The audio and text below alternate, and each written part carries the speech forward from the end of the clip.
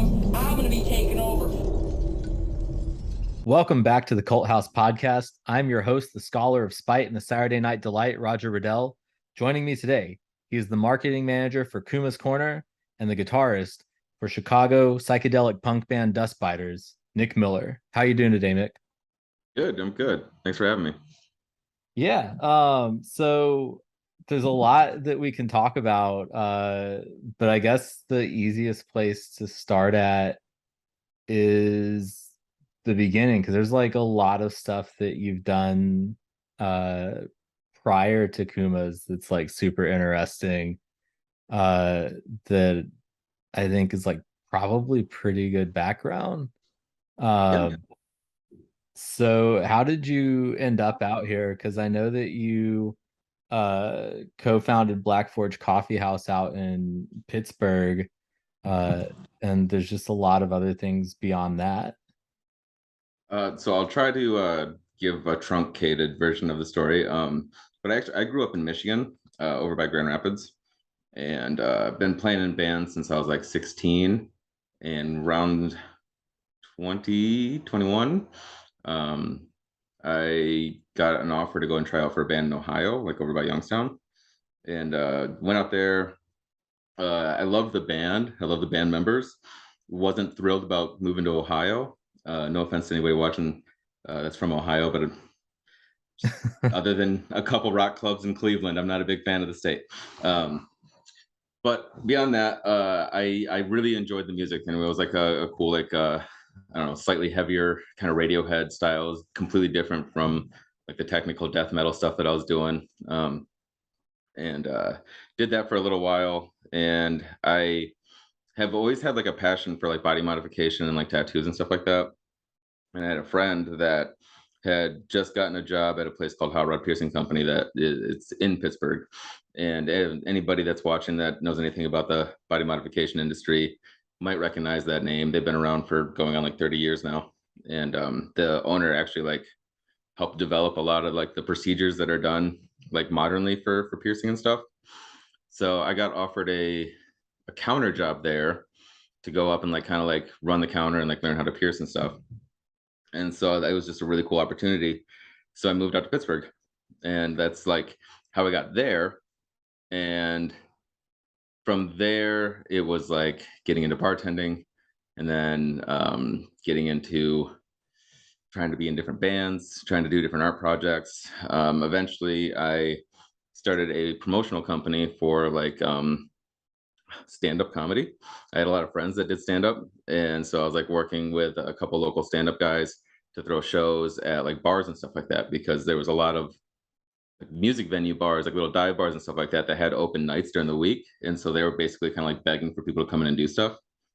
So we started throwing stand-up shows, and then through that moved into like, you know, like catching the beginning of like the podcast wave. You know, like Doug Benson was still super active and doing a ton of stuff. This was like the beginning of Rogan, kind of like in like his, you know, his giant empire with Brian Redban, and like back when he was doing all the Death Squad stuff, you know, and like they were kind of like running everything from LA. And we were trying to do something in Pittsburgh with like the entertainment scene and like the comedy scene and stuff there. And so through that, I just made a lot of connections in kind of like the small business world and like a lot of the entertainers and stuff like that.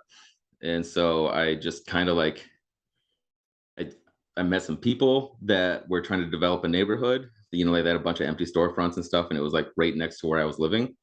And I really loved the neighborhood. It was in a really cool spot, and they desperately wanted a coffee shop. And I really wanted to own like a music venue. And anybody that's ever owned a bar knows how expensive liquor licenses are and how expensive insurance is. So a coffee shop venue was a lot easier to do, like way cheaper, and we could be all ages. So me and my friend at the time basically started on the venture of trying to sort out how to open a business, which that became Black Forge Coffee House. And that was a lot of fun. Like I had a blast doing that, and we got to try out a lot of crazy things, a lot of crazy adventures, from working with like a local programming company that makes like retro video games. Like that's what they specialized in at the time.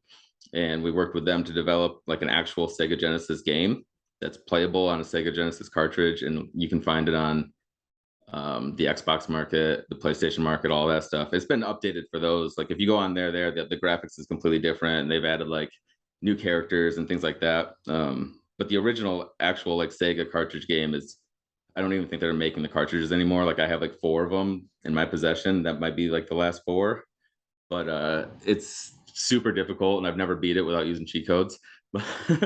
um, but yeah, so that happened, and then I mean, like the funnest story to talk about was, you know, like being canceled by Trump supporters because we made a stupid punch card that somehow Fox News got a hold of, and then it like kind of just went off the rails.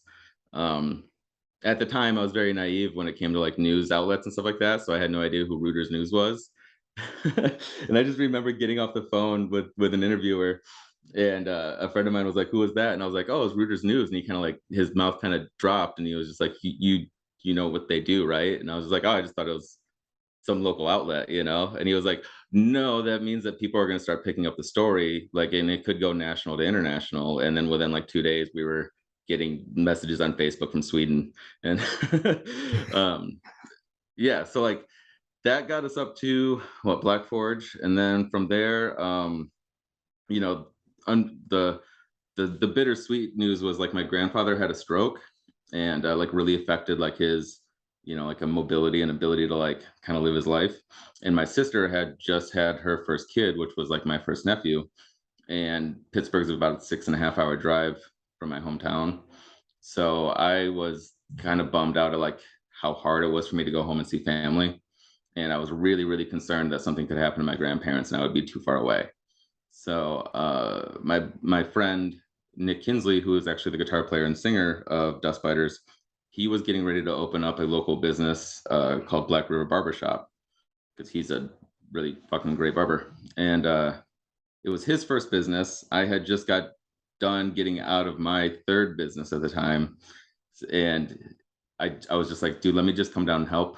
I'll just consult when I can and like help support you when I can. If you need help like developing your website or SEO, things like that, let me help you with that kind of stuff, because it can be very overwhelming. And I think he just had his, excuse me, he's about to have his second child. So I was just like, just, you know, let me be a friend. I'll come and hang out and help. And I had fallen in love with Chicago probably about 5 years prior to moving out here, because of Riot Fest, and knew it was an area that I wanted to live. So when the opportunity kind of presented itself, I didn't really have much else going on. When I lived in Pittsburgh, I had like a bunch of money saved up, and, you know, like I said, the stuff going on with my family. So it just kind of all kind of like fell in line. Um, got really lucky because Kuma's was hiring for serving out at West Loop. So I was able to line up a job before I even moved out here. And yeah, that's a very truncated version. I could go into a lot more details if you want to talk about any of those things specifically. But yeah, that like from Michigan to Pittsburgh to Chicago, that's how I got here. Yeah, and the thing that kind of stuck out to me when you're talking about the coffee shop and doing all ages with that is that there's a music venue like that in Louisville where I grew up at. Uh, I grew up like a little bit outside of Louisville, but anyways, in high school I used to go to this venue that was in Louisville called Tech World, and it was basically an arcade that had a music venue area in the back so that they could do like all ages stuff. It's super necessary, man. We had something similar called Skeletones in Grand Rapids, Yeah. which is actually, it's kind of cool because they came back. Like they were closed for a while and now they're back. But that was like one of the first venues that my band played when I was in high school, you know, and that was, I mean, like that was probably like 60% of our shows, because it was one of the only all ages venues that would book underage bands. Um, and yeah, I mean, like that was where we go to hang out, you know. It was like the coffee shops, places that had a 50-person capacity, and they would book cool local bands to come through. Sometimes there'd be like a you know, like a little bit bigger of a national band that needed a place to play on tour, and we'd get to like a cool opening spot and like be support for it. um but yeah, I mean, like Pittsburgh didn't really have anything like that, and they also didn't have anything that was like small capacity. Like everything was 250 or higher. So when you'd have like these smaller up and coming bands that have only played 1 or 2 shows, they couldn't get booked anywhere other than like house shows. So we were kind of like that spot that could take on for low overhead. You know, it didn't cost us much. We had an X Air wireless like audio controllers. So like we actually just trained our staff on how to like bring the faders up and down, because all we did was give them a vocal mic.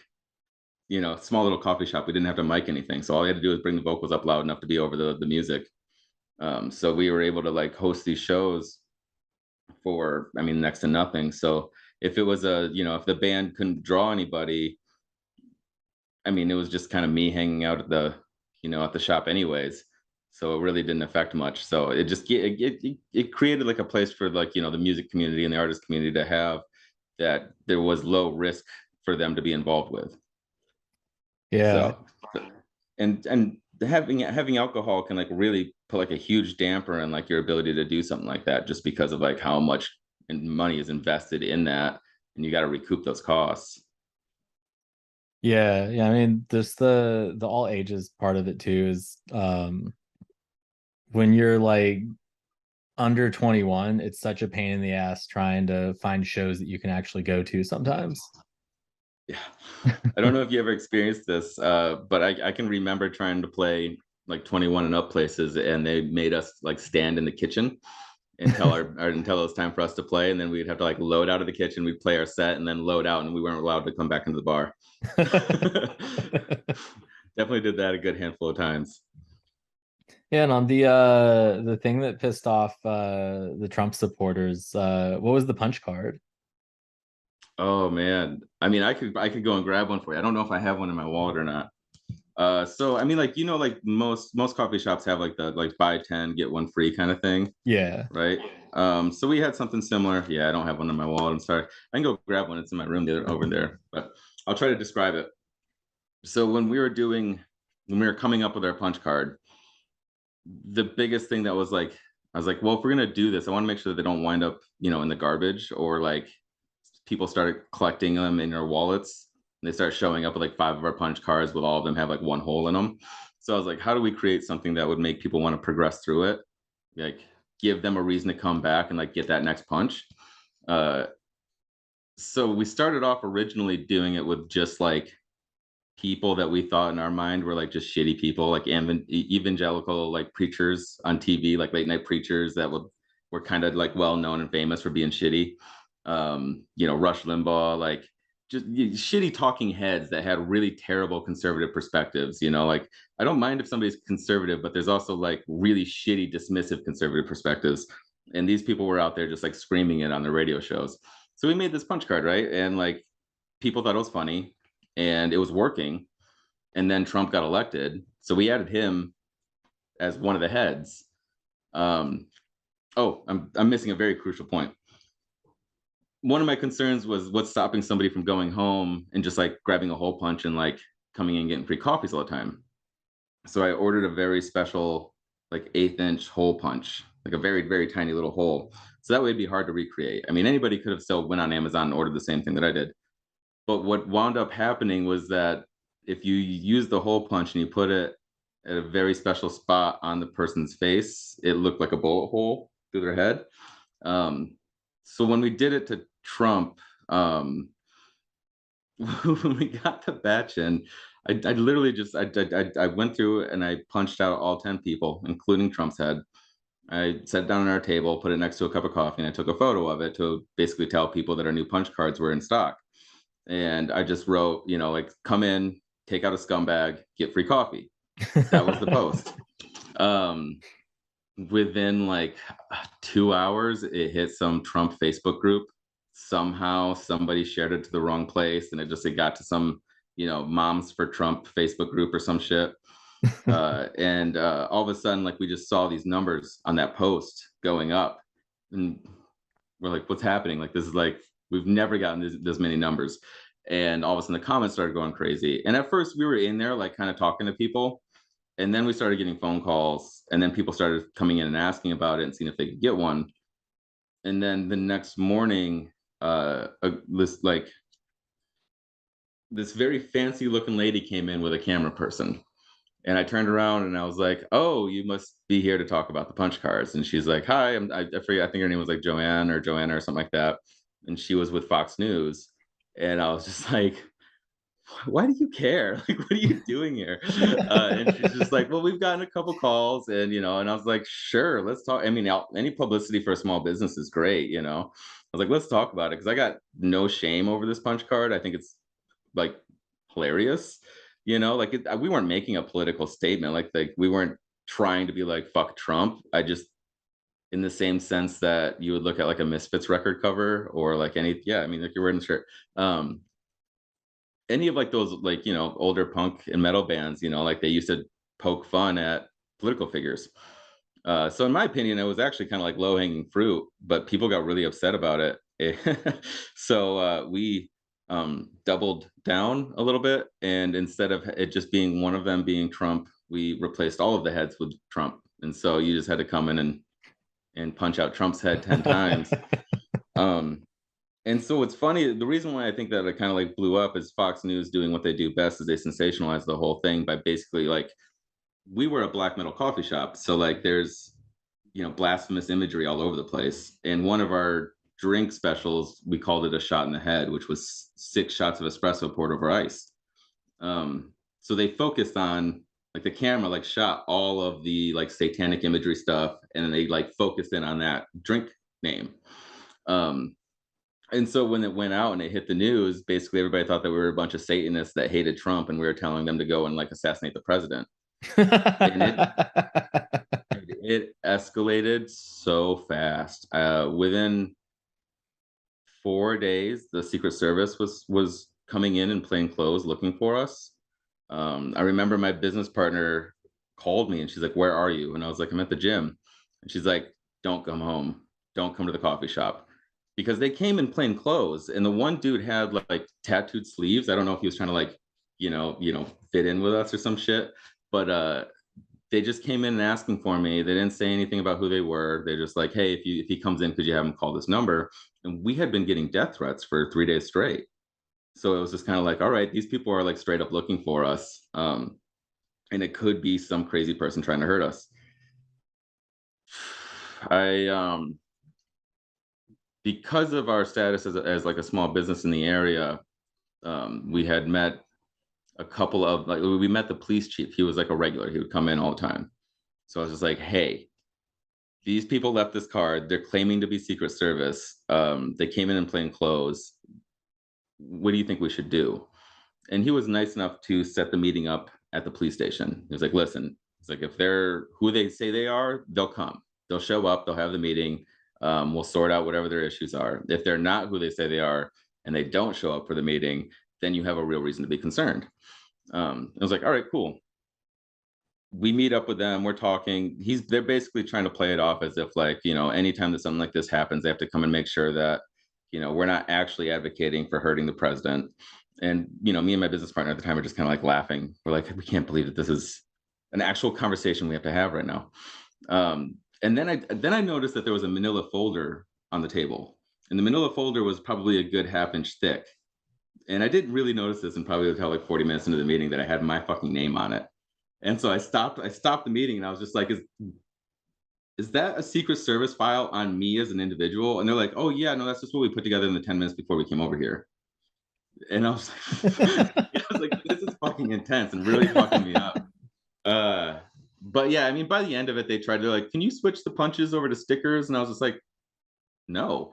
And they were like, "Yeah, well, you're in your First Amendment rights. We can't tell you to stop, but we can't promise that the harassment's going to end and all that stuff." And we're like, "Dude, we're making bank with the amount of people that are coming to like support us over this. Like, we weren't trying to attract Trump supporters. We weren't against it. We don't care who your political affiliation is. If you want to come in and get coffee, it's whatever." But I mean, there was a lot of people that wanted to support us over it, So like, we were making really good money. So we're like, as long as like our staff members are fine with dealing, with the occasional like shitty phone call. I mean, somebody mailed us poop in an envelope. That was really weird. But yeah, that escalated really quick. That was really funny. That lasted for probably a good like week and a half of just people. I mean, there was a lot of like photoshopped images that people made to try to like make us look bad. And I mean, there's like people that were claiming to be members of the NRA, and it was really ridiculous. Like, I really got to really a really good mouthful of, you know, what happens to piss off that side of the political fence. Yeah. And it wasn't a good taste, and it was a little fearful because of how extreme they wanted to be. But also at the same time, none of it was beyond like the Secret Service people showing up and asking for me. None of it was like really anything that we took serious. Most of the time, you know, we were like that kind of laughing at all the shit that was getting posted. And then it kind of culminated with, you know, the city of Pittsburgh actually coming and handing us a declaration of solidarity. And it was probably the most fancy. I don't have a college degree, so it was the closest thing to a college degree that, you know, we had. And it was very fancy, and they had it matted and framed for us, and it was, you know, pretty cool. So we're like, oh, we made this stupid goddamn punch card and wound up getting this thing out of it. Yeah, it's that's kind of interesting too, just in light of I guess this was probably before you joined Kuma's, but like back when they did the Ghost Burger the first time, they got boycotted by the Catholic diocese, and they were kind of just like, you all aren't going to eat here anyways. Like, why do you care? And I think Well, they ended yeah, up like I donating actually, a bunch of the proceeds to the Catholic charities or something too. yeah, I read through a lot of that. Because when we brought the Ghost Burger back, I was like, all right, I just want to know what could happen, you know, because I remember they were protested. And yeah, that was the funny thing about it, is they were like, these are unconsecrated wafers, you guys. Like, these aren't holy crackers that we're putting on the burger. I don't understand why you're getting so upset about it. Yeah, you can get whole boxes of them on Amazon. Like $10. There's so many Yeah. of them. Uh, but I mean, like that. I mean, like it was great press. You know, a lot of people wanted to come and eat the burger because of it. Yeah, I think it And ended up on like a the list band of the also most loved infamous it. burgers, right? Yeah. And the band Yeah. loved it. The band was so on board, man. Like they were super stoked about it. Yeah, and I guess that kind of brings us to how exactly do bands get burgers at Kuma's? Like how do you uh I guess figure out from month to month what the burger of the month's gonna be and who you're gonna like theme it after? And then I guess kind of the process of figuring out what's actually on the burger to figuring out when something like actually joins the menu. Like that's a lot of stuff though. And like I've been friends with Luke, who used to be the sous chef at OG Kuma's and then ran Indie Mm. Kuma's for several years. And so we've talked about this a few times, you know, just like one on one. But um like I know that there's little things that you know you can put on the burger that are kind of like little nods to the band. Like the Megadeth burger had red hash on it because Dave Mustaine's a redhead, you know. Yeah. Yeah. Well, yeah, I mean, like, so kind of like starting from the beginning on that, like, you know, like when I'm trying to figure out what, you know, unless a band has already reached out that I would love to work with, you know, like sometimes bands will just email us and be like, hey, we're going to be in town on this date. You know, like we're releasing an album, whatever the heck it is, you know, and like sometimes it's like, yeah, everything that kind of lines up.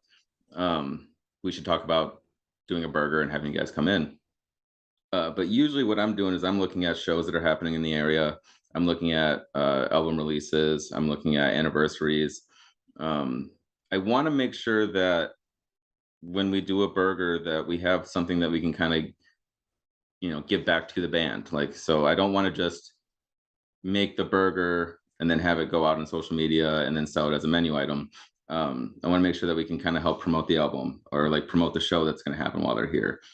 Do something to make sure that there's like some sort of like symbiotic relationship with the development of the burger and like the announcement around it. So like, you know, this month specifically, Tim from Embryonic Autopsy like messaged me probably about a month and a half ago and was just like, hey, we're a new death metal band in the area. Here's my previous projects. You know, here's a link to the tracks that are out now. Basically, we're trying to like recreate 90s death metal and make sure that we kind of like stay true to that style of music. And I listened to it and it was great. It was very, very good death metal. And I was just like, yeah, you know, like they're from like he's from the Schaumburg area, and the bass player lives here in Chicago as well. And so it was like an opportunity to support a Chicago-based death metal band that's starting to get on, like get known. They're making great music. They have a history in the music industry and like the metal community and stuff. So like it's not like a brand new local band that's starting, in the garage or anything. But yeah, so like he reached out, and then I was like, all right, cool. Well, what do you guys want to see on your burger? Like, what are some of your ideas? And I always kind of like give a little warning that's just like, just please understand that like whatever you give me, I'm going to take to the culinary people, and then we're going to workshop this until we come up with something that tastes great.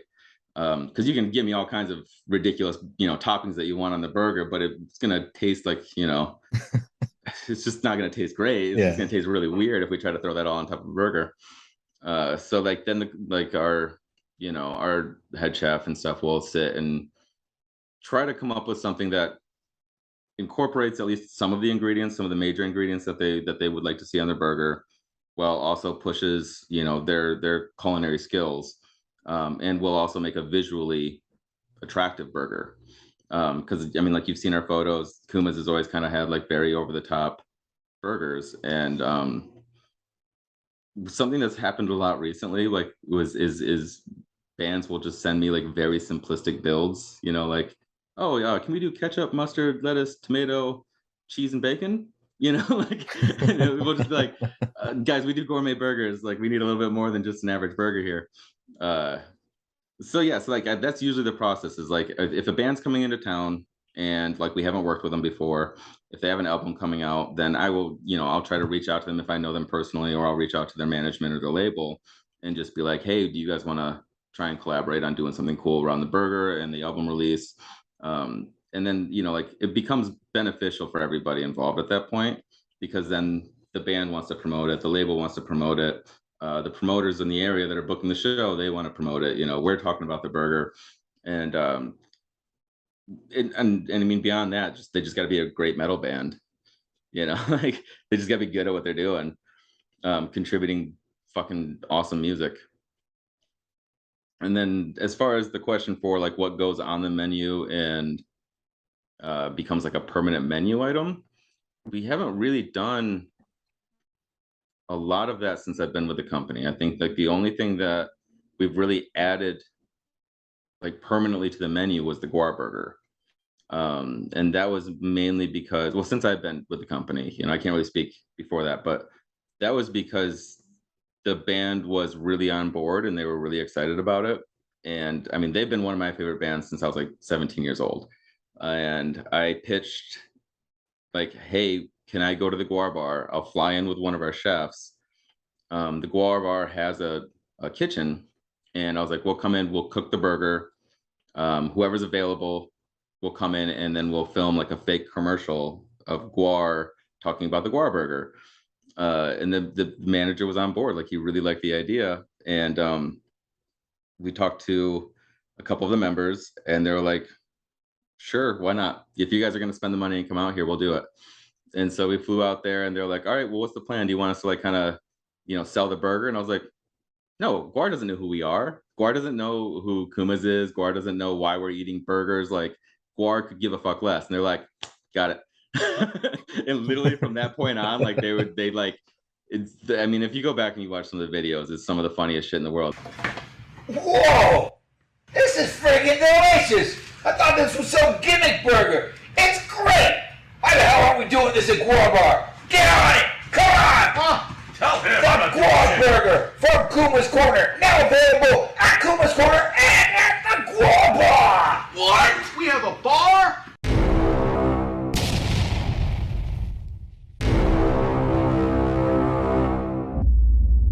The GWAR burger! They're just like Kuma, what the fuck is a Kuma? And they're like, oh, that's like an older sexy lady that hits on younger boys, right? And they're like, no, that's a puma. They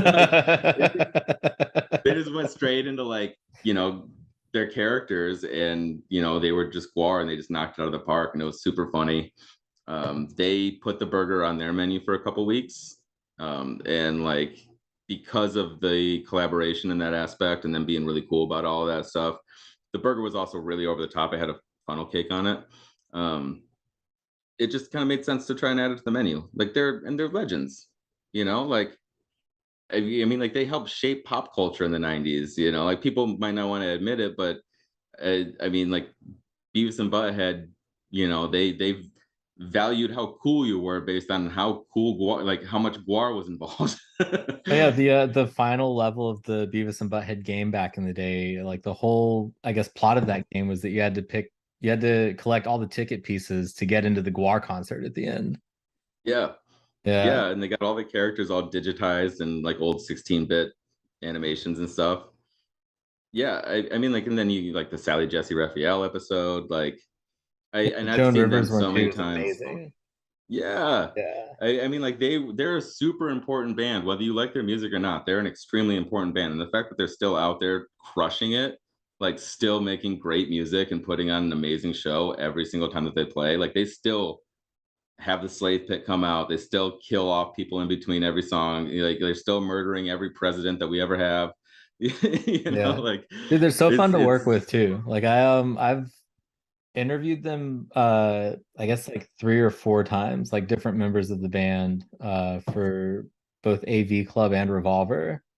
And the first time that I ever did it, I went into it thinking like, okay, I'm gonna talk these guys out of character because this is like the Dave Brockie Memorial like barbecue or whatever. And okay. no, they were still in character and I didn't expect it. And I had to like just kind of adjust on the fly. And the last time that because like after that, you're kind of like, okay, I need to come into this like super prepared next time. And the last time that I interviewed any of them, it was Blothar, Mike Bishop, the Mhm. singer, and tried to do the whole thing in character, but like there were little points where he slipped out of character a couple of times because like I think we were it was a great interview like overall, but it was fun. You know, that's the main thing in all of that is that like no matter what you're doing with those guys, they just like roll with the punches like so much better than anyone else. They are so good at playing those GWAR roles. You know what I mean? Like that's like when we were doing those commercials, I literally like gave them such little direction. They're like, yeah, totally, we got it, whatever. And then like everything that they did was gold. Like I didn't have to reshoot anything. And then they're like, oh, do you want us to do a more straightforward one? And I was like, no, you're good. Like you nailed it. You're fine. You're saving me a Yeah. lot of editing time. I appreciate it. Yeah. Dude, the GWAR bar is amazing too. Like I went down there a few times back when I was living out in DC. Like I drove down to Richmond. One time I drove down there just to go to the GWAR bar, and then another time I stopped in there with a friend when we were headed to a Foo Fighters concert. And the menu there is I would say that it's like up there on par with Kuma's. Like it's just like I mean I know that Mike Dirks is a chef going back like a while too, just when he's not on tour. So uh, Mhm. yeah, it's just like a great place that he's running out there. Yeah. Oh, and it's got like it's really authentic to them too, like it's not like this over the top kind of space that you can like where like you can tell they're kind of trying to capitalize off of like the branding of GWAR. It's like it's a dive bar. Like you go in there and it's just like a bunch of like metal and punk dudes hanging out drinking shots and beers, and like they have a great food menu. Yeah, And and you just then happen to all have a of bunch of the their stuff like, you know, around. Yeah. yeah, yeah, they had like the world maggot was like they had part of it there, and then Odorous' sword was hanging on display, and every single person that they've ever killed on tour, their heads were like all on display everywhere. It was funny Yeah. walking in seeing Kanye's head up there next to like Hillary Clinton. I love that like the ceiling, like if you look straight up, there's the weird like aborted fetus thing from like one of the tours in the 90s, just like up there on the ceiling. Yeah, yeah. And then they did like they painted like only like a portion of the bar to kind of look like a GWAR set, so there's like like some like terribly painted like castle looking walls kind of stuff, but it's I don't know, I loved it. I thought it was a great place to hang. They also have a really cool patio. Yeah. You know, it's amazing to me that what was basically like a bunch of VCU like art students college like art project or whatever is turned into this 30 plus career thing. I guess they're getting close to 40 years now.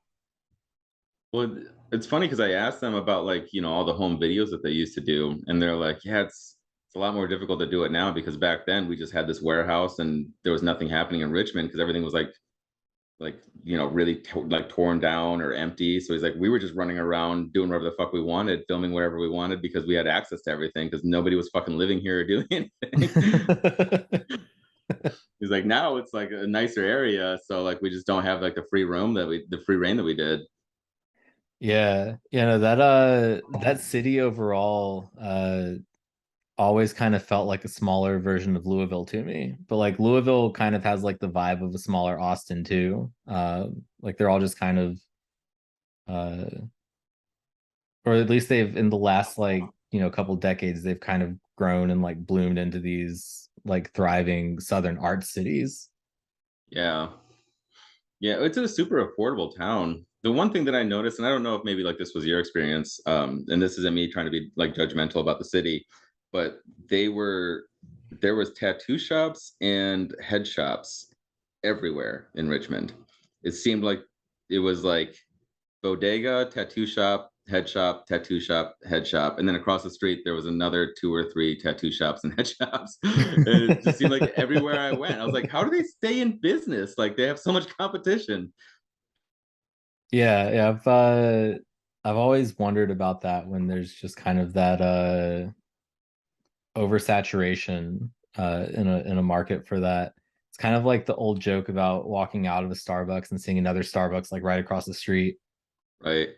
Yeah, there was actually in my hometown in Elizabethtown, Kentucky, for a while there was a GameStop in the local mall, and then you go across the highway and right in front of the Walmart on the other side of the highway there's a GameStop and a standalone like outdoor like strip mall.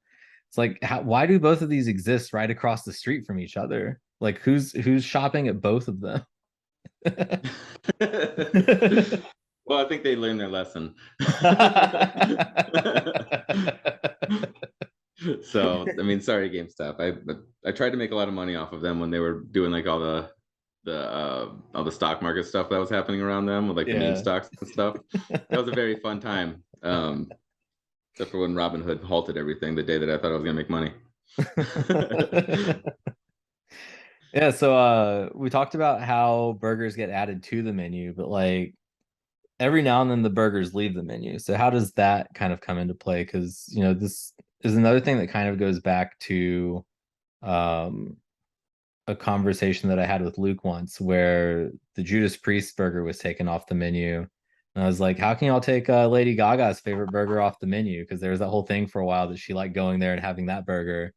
But with that one, it's like the apples were just like a pain in the ass to stock. So like, how do you decide on that? Or like, I guess like my favorite burger that you all have ever had was the Pantera, and that's not on the menu anymore. So like, how do things like that get decided? So I mean, all right. So my experience with taking burgers off the menu actually kind of like is more attached to like COVID. So during COVID, prices for ingredients like shot through the roof. And then because we were kind of takeout only for the longest time, like pick up and takeout only, we just had ingredients that were going bad. Like there was food that was just going bad. Like, and we had to like be really picky because we had to just make sure that we weren't wasting anything. And so things like the Pantera, it was just, and nothing to do with the band. It was just not selling, like a lot. It was just not the burger that people were ordering all the time. Now, had we had been open, for dine-in or like anything other than just takeout, then it probably would have lasted a lot longer and still be on the menu because it would have been still selling. But because our sales were down to just pick up and takeout, a few of the burgers like the Pantera came off just simply because it was like, all right, well, that burger has, I think it was like 2 specific items that we brought in-house only for that burger. And so it's like, well, it's not really selling. Those 2 specific items are going bad and we're throwing them out and wasting them. So the smart move would be to like save it for, I don't know, when Pantera decides to do a reunion, like that'll ever happen. So like that was like kind of like some of the reasons why some of the burgers came off the menu around that point, around that time, was just because they weren't moving as often and there was a lot of waste around the products that we had to bring in for them.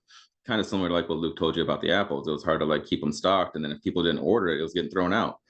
So like you have these hard to find ingredients that you're just throwing away. It'd be more beneficial to the burger to like wait until you have a cool reason to bring it back and like make everybody come and eat it for a weekend, and then there's no waste and everybody gets to enjoy it and have it and be stoked about it, and then wait until it comes back again. Yeah, because I know the Recently- Judas Priest was like back when y'all still, it was only like OG Kumas at the time, so you had like Mhm. limited storage space for all that too. So Still part do. of, yeah. OG still has very limited storage space. We're doing what we can to try to update what we can, but there's not a lot of, I mean, like without doing like complete rehabs, you know, like it'd be very difficult to make that place more efficient. But yeah, I mean, like what was it recently? The sour vein, you know, like the sour vein is going to become like an exclusive, I think, to one location. And that again, it's one of those burgers that has, you know, we do, it's like basically chicken and waffles on a burger, and we like the waffles come in specifically for that burger. If we don't sell enough of it, that product goes bad. And you know, like it's like, all right, well, let's try, like, you know, like we like the burger's been on there for a while, you know, people are kind of over it. Let's wait until we have an opportunity to bring it back and make it special again, and see if there's another burger that would be cool to add. And because and again, because of COVID, everybody kind of went to touchless ordering, you know. We switched our menus from those hard leather books, you know, that everybody kind of recognizes, because people didn't, nobody wanted to be handed anything, you know, like everybody kind of wanted like a safe bubble between other humans at the time. So we switched over to like just a QR code that took you to a digital menu. So at that point now, like the entire physical menu was out the window.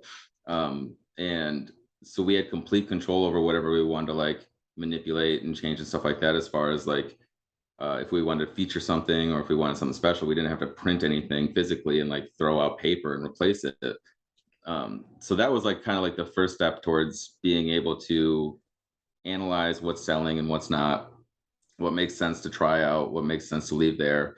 Obviously a burger like Slayer, doesn't matter how many we sell in a week, it's going to be there because it's fucking Slayer. You know, like, Yeah, I love the joke in the ingredient listing on that one too. The like it goes over so many people's head. Like the anger part of it is because it's just all the ingredients mashed up on a bed of fries. well, there's that, and there was a beer that was part of the chili recipe that, you know, like and it was called Anger. The name of the beer was Anger, and it just, you know, it's during COVID, a lot of stuff changed, so we just don't have that beer on anymore right now. But that was actually what that was referring to as an ingredient, and it also had like a double meaning because it was Slayer. You know, they're one of the most pissed off bands ever. Yeah, I just always thought it was a joke because everything's just kind of like mashed up on a bed of fries on that one. Triple meaning, you know, yeah. However you want to interpret it, but that, I mean, like that's a very good way of looking at it too. Is it's kind of like a garbage. It's like it's our version of a garbage plate almost. So like, yeah. So I mean, like when things come off, honestly, and like, and we get people that are like, bring this burger back. Well, what happened to this burger? And it was just like, well, you don't eat here often enough for us to keep it. Like you specifically as a human being, like as an individual, you're not here once a week making sure that it sells. So, so eventually we got to like put a burger on the menu that's gonna, you know, attract people to want to buy it. Yeah. So you know, like if it's a legendary band like, you know, Metallica or Slayer, they're gonna have a little bit more weight on staying on the menu. And then, you know, certain things are just, honestly, it's just cost effectiveness. It's just whether or not if it makes sense. Yeah, and is there any of the limited release burgers that you get particularly excited about the idea of them coming back at any point? Oh, there's always the sleep burger. You know, that's next month though. I mean, people are gearing up already. Yeah, sleep burger in November is always like a big favorite. I love bringing the ghost burger back. I'm super picky about when we bring it back though. Everybody wants it all the time. And I was just like, well, that's why it's special. You know, if it's here all the time, then it's kind of loses its charm. Yeah, it So might be my all-time favorite burger that you all have had, just because the ingredients on it fit together so well. the one burger that I really want to bring back though is the Coven Burger, the one that we did for Coven, which was, I mean, like they wanted to do something like really blasphemous, and like, I mean, like originally it was supposed to be served with like the bone that we pulled the goat off of, you know, like we had like a wine reduction sauce that was supposed to represent blood. Yeah, I wish I could remember everything off the top of my head, but it was a delicious burger. It was a really, really good burger, but all the ingredients were, you know, like meticulously picked out to be some sort of representation of something blasphemous. You know, and I just thought that was really fucking cool. But that one we always do kind of annually. Trying to think like what else that like comes back pretty frequently. Otherwise, I mean, like when Anthrax comes to town, we're always about, you know, bringing the burger back. I mean, like Charlie lives around here, but when they're playing a show, you know, we try to bring back the Anthrax burger. That's kind of like the thing is that like I try to tell people that are like, hey, when are you gonna bring this burger back? And it's just like, well, go tell them to come play a show and we'll bring it back. Like, you know, and if somebody wanted to release an album, or if there's like a cool anniversary, you know, it's everything's done as a celebration for the band. You know, these things are the burgers are dedicated to these bands. You know, I just saw Nate from Converge at the Meshuggah show, and you know, we dropped it off, and somebody in the Meshuggah camp was just like, "Oh, I didn't know that you guys do vegan options," and I was like, "Well, if it wasn't for Converge, we probably wouldn't have." You know, like we love this band, and a few of their members are vegan, so it's like, how do we make a burger for a band that's, you know, vegan? It's not really a celebration for them. It's not really dedicated to them if we're just making a burger and calling it after their name. So, you know, it's one of the reasons why we started adding vegan options. And yeah, so like, and now it's the only all vegan burger that we have on there. We've done cool vegan burgers for people and for bands, but that's the only actual like vegan burger that is built with a recipe on our menu. Yeah, and I know next year is the 10-year anniversary of Chicago black metal band Knock Mystium's Silencing Machine album. So is there any chance that that burger would come back, but with the caveat that you can only pay for it via PayPal? I mean, that is doable. That is possible. I'm not gonna say no. But we definitely should bring the burger back. I don't know how many people are gonna get that joke at this point. we'll put a pay by PayPal QR code up at our host stand. See how many people get it. Yeah, whether or not you get the burger is another question. Yeah. That's amazing. You know, I was gonna my ask you, like, can you think of any like Chicago-based bands that should get a burger? I'm trying to think of bands that I know of that haven't had one yet. Because I know that you all have done an Atlas Moth burger before. I don't know if you all have done a Something Is Waiting burger before. We have. Oh. Yeah, Eddie's the man. I love Eddie, and yeah, and I told him I'll bring the burger back whenever he wants to do it. Yeah, I live like right down the street from him. He's one of my favorite people in the world. I always joke that he's like real life Kramer. He is fucking fantastic energy, Yeah. man. I love anytime that I get a chance to meet with him, I'm kind of like, can we get the business shit out of the way so we can just hang out? Yeah. Oh, Black Cross Hotel. They're yeah. Chicago band, yeah. Cool. Yeah, I'll look into their that. first album coming out in sometime in the next few months. I can't remember what the exact day was. All right, yeah, I'll reach out to him, and maybe we can sort something out. We're booked up for the rest of the year. I have all the bands lined up through December, and I'm going to start working on the first quarter for next year. I try not to get too far ahead on making plans for that kind of stuff, because bands just announce stuff, you know, and I don't want to like miss out on a cool opportunity. So I usually try to do a quarter at a time, get about 2 or 3 months planned out, and then hold off and wait and see what happens. Yeah. My favorite recent limited burger that you all did was the Harley Quinn burger during the weekend that you all did, where the whole menu was just switched over to a DC Comics theme. Yeah. How much do you know about the story behind that? So from what I understand, the writer of Harley Quinn right now, Stephanie, I can't remember her last name. Like it's slipping my Phillips. mind. Huh? Phillips. Oh yeah, Stephanie Phillips. Yeah, she had included you all in Harley Quinn comic. Sorta. She actually I was randomly on our Twitter. I saw some tags from some people talking about Harley Quinn, and I was like, "What's this?" And I guess one of the recent issues at that time, it disclosed that Harley Quinn doesn't like pickles, and the fan base was kind of like heated over that for some reason. Like some people didn't like the fact that she didn't like pickles, and other people didn't give a shit. And somebody brought up the fact that they thought that, well, if she doesn't like pickles, then maybe like she'll never really fully be able to experience the complexity of a good burger. And I was like, well, that's kind of gatekeeping a burger here. Some people just don't like pickles. It's not a big deal. But because of that phrasing, because they said that, somebody was like, I like to think that Harley Quinn would like to eat at Kuma's. Like just a random other person on Twitter, some other Twitter human decided to say that. And then the very next response was Stephanie coming in and goes, Harley Quinn loves Kuma's. It's canon. Add it to the wiki. Verbatim. And I just kind of like sat back and was just like, I think we just became canon for DC Universe. Like, this is nuts. So I messaged her and asked her, like, how would you feel about trying to do a Harley Quinn burger? And she's like, I'm actually coming to Chicago for the Gaslight Anthem show. Harley is celebrating a birthday in September.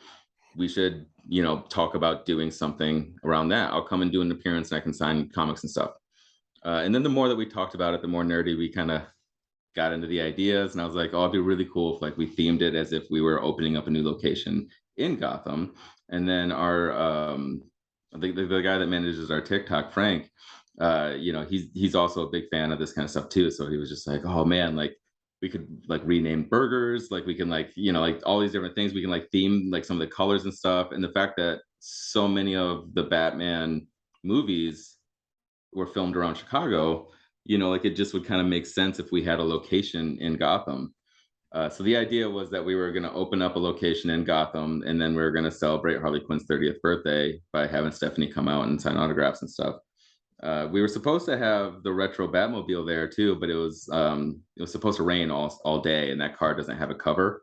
And so the guy that owns it was just like, I can't risk it getting rained on. So, but we rescheduled that to happen, I guess, when this comes out this past weekend on Saturday, for a different event. But yeah, I mean, that was, and then she's been subtly dropping hints in the comics about a burger place in Gotham. And she told me that she is going to figure out a way to make sure that we can get fully name dropped.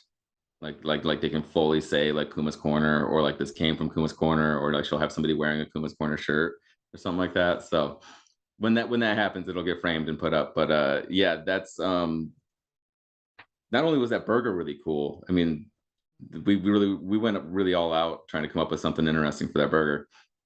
But yeah, just to like kind of like be kind of brought into the DC universe like that, like kind of even on like a very light way, it's still really awesome, at least in my opinion. Some people might be like, that's not that metal, but if you'd like metal, you're probably a nerd. I mean, that's not really a derogatory term in my opinion. I'm a huge dork about a lot of things. So yeah, and I mean, I feel like if Marvel will let Brian Michael Bendis name drop In-N-Out Burger and Dark Avengers like back in 2007, then DC should be fine with Stephanie Phillips name dropping Kuma's Corner and Harley Quinn. Yeah, agreed. And so far, they've been totally fine with everything that we were doing. I mean, like we tagged the hell out of them and used a lot of like some of the branding and stuff from like the Harley Quinn comics and stuff, and they didn't care at all. They didn't say anything about it. But yeah, it was interesting learning like part of the conversation that I had with Stephanie was just like, like how intimidating is it to take on such an established character like that has such an established story that's been, it's been around. It's been, I mean, I'm sure that you grew up watching the cartoon series, like we all have a very clear identity of who that person is in our head. And she was like, honestly, it's a lot of fun. And for the most part, they let me do whatever I want. Very rarely do they come back and say, I'm not allowed to do this. And the only time that they do say that I can't do something is because there's a story arc happening somewhere else in the DC universe with a character. And so they're like, hey, you can't have that character in the story because he's doing this over here. And it would like screw up the continuity. But she's like, for the most part, they let me pretty much write the story how I see fit. Yeah. That kind of stuff's always interesting to me too, because like so I'm a huge Spider-Man fan, and lately I had on the old like 90s animated series in the background while I was working on something else, and it was on the episode where they do like their version of Sinister Six, but they called it the Insidious Six.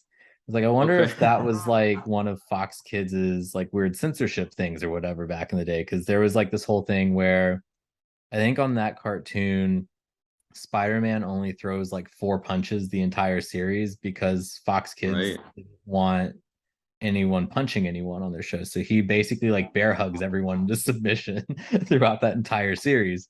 And so I went to like Googling or whatever, and I was like, why was this called the Insidious Six instead of Sinister Six? And basically one of the writers changed the name of the group for the cartoon because they were annoyed that they couldn't use the comic version. They had to swap out like 4 characters. And part of it was because that animated series wasn't allowed to use Sandman and Electro at the time because they were tied up in some sort of deal for a James Cameron Spider-Man movie that never happened. Oh, damn. Just like so much weird shit like that changes the entire like makeup of a project. Right. Yeah, like and just how much like the writers can kind of like if you remove a character, like if they're writing a story around having a character arc and then somebody comes in and goes, oh yeah, no, he's on vacation right now. So like in this person's, storyline, that person doesn't exist right now. So if you wrote him in town to be in a fight with this person, it would screw everything up. And then as a writer, you got to be like, well, I have like 6 fucking issues like thought out with around this shit, and now I have to rewrite all of it. Unless you're Wolverine. Wolverine has time to be on like 2 different Avengers teams, 3 X-Men teams, and do his own solo books and make guest appearances in other people's comics. Yeah, he you could do whatever you wanted. Yeah. That's a good point. That's hilarious. Yeah, I mean, he's like, I guess once you're like 250 years old, you figure out how to maximize your time management. Well, I guess like they framed him to be an asshole, so it's like, what kind of damage could you do with him? Yeah, you could put him in anything, and you're not gonna harsh his reputation.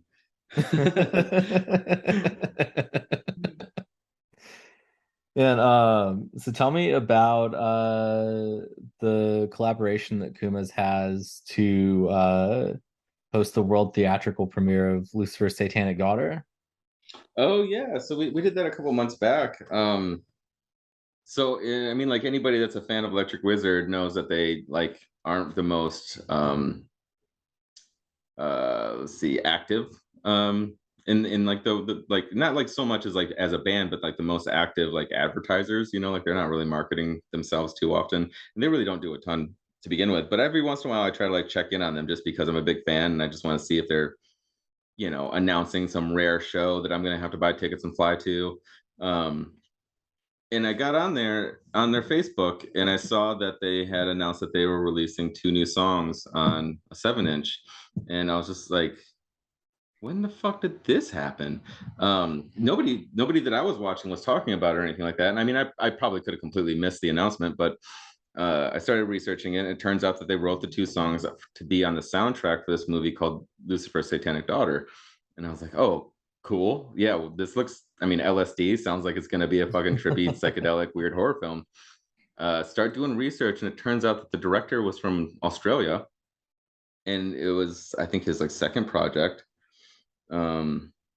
And I reached out to him and was just like, hey man, what are you doing with this movie? Like, is it like available anywhere in the States? Like, are you planning any sort of like premiere for it? Um, why is Electric Wizard on the soundtrack? Like, and the rest of the soundtrack's killer too. It's a bunch of really cool like psychedelic bands. And he's like, nah, dude. He's like, this was just a really, this was just a passion project. I asked them if they would be in the movie and if they wanted to write some music, and they were down to do it. It's never played in theaters. Every single copy of the movie that you order from his website, he hand burns and packages himself and then mails it out.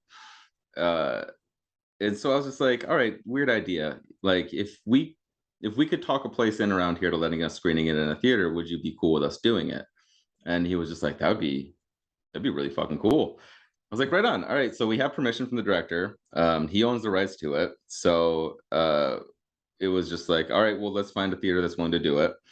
And Music Box, being as awesome as Music Box is, they were just like, yeah, let's do a midnight screening. And then I collaborated with Metal Movie Nights, which this is kind of like their wheelhouse. That's what they do on a regular basis, is do like these cool, obscure kind of like B-horror, like, theater screenings.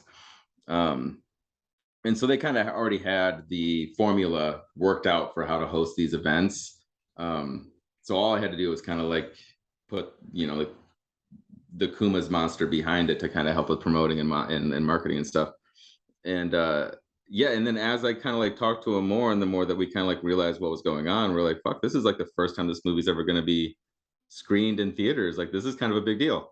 And then it just kind of like kept getting hype. And when the night came, it was a bunch of people that were very enthusiastic about seeing, a B slasher, weird psychedelic. Like, it's a fucking weird movie, man. It's really cool. If you ever have a chance to watch it, it's really good. I like it. I would. It's not one of those movies that is like a one and done. Like, yep, okay, I saw that. Like, it's a cool rewatch. Like, there's like some fun stuff in there, but it's definitely also like very much like a campy Australian flick. Like, there's just stuff in there that you just don't understand because it's not our culture at all. Yeah. But there's a lot of throwbacks to like that like style from the 60s of it. He makes you feel like you're doing acid the whole time. There's just so many weird angles and warped colors and shit like that. And he did a really great job of making a cool film. And I was just really stoked that he would let us do it. I wish that we could get him to come here. But it's too expensive to fly somebody in from Australia. So maybe sometime soon. Yeah, no, I need to check it out because I've seen the music video for the Electric Wizard song "Loose for Satanic Daughter," but I need to like actually watch the movie. It's a cool watch.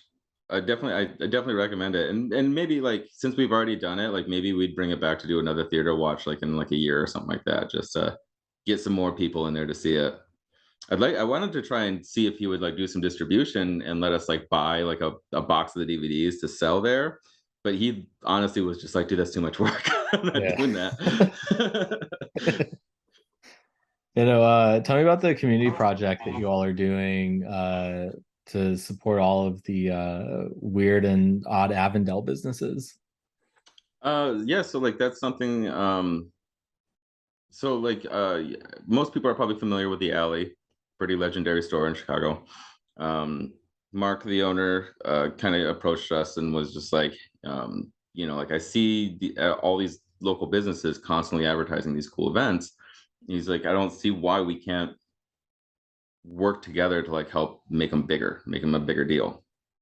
And as we kind of like talked out the idea, he brought up some of his past experiences with like creating these like community-based organizations, and the focus was like, well, let's get the community together to all work on helping raise each other up a little bit.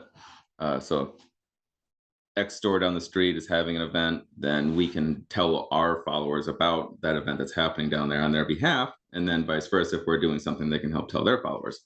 And we kind of like just talked it all out, and the idea, we like the more that we talked about it, the more we realized how many.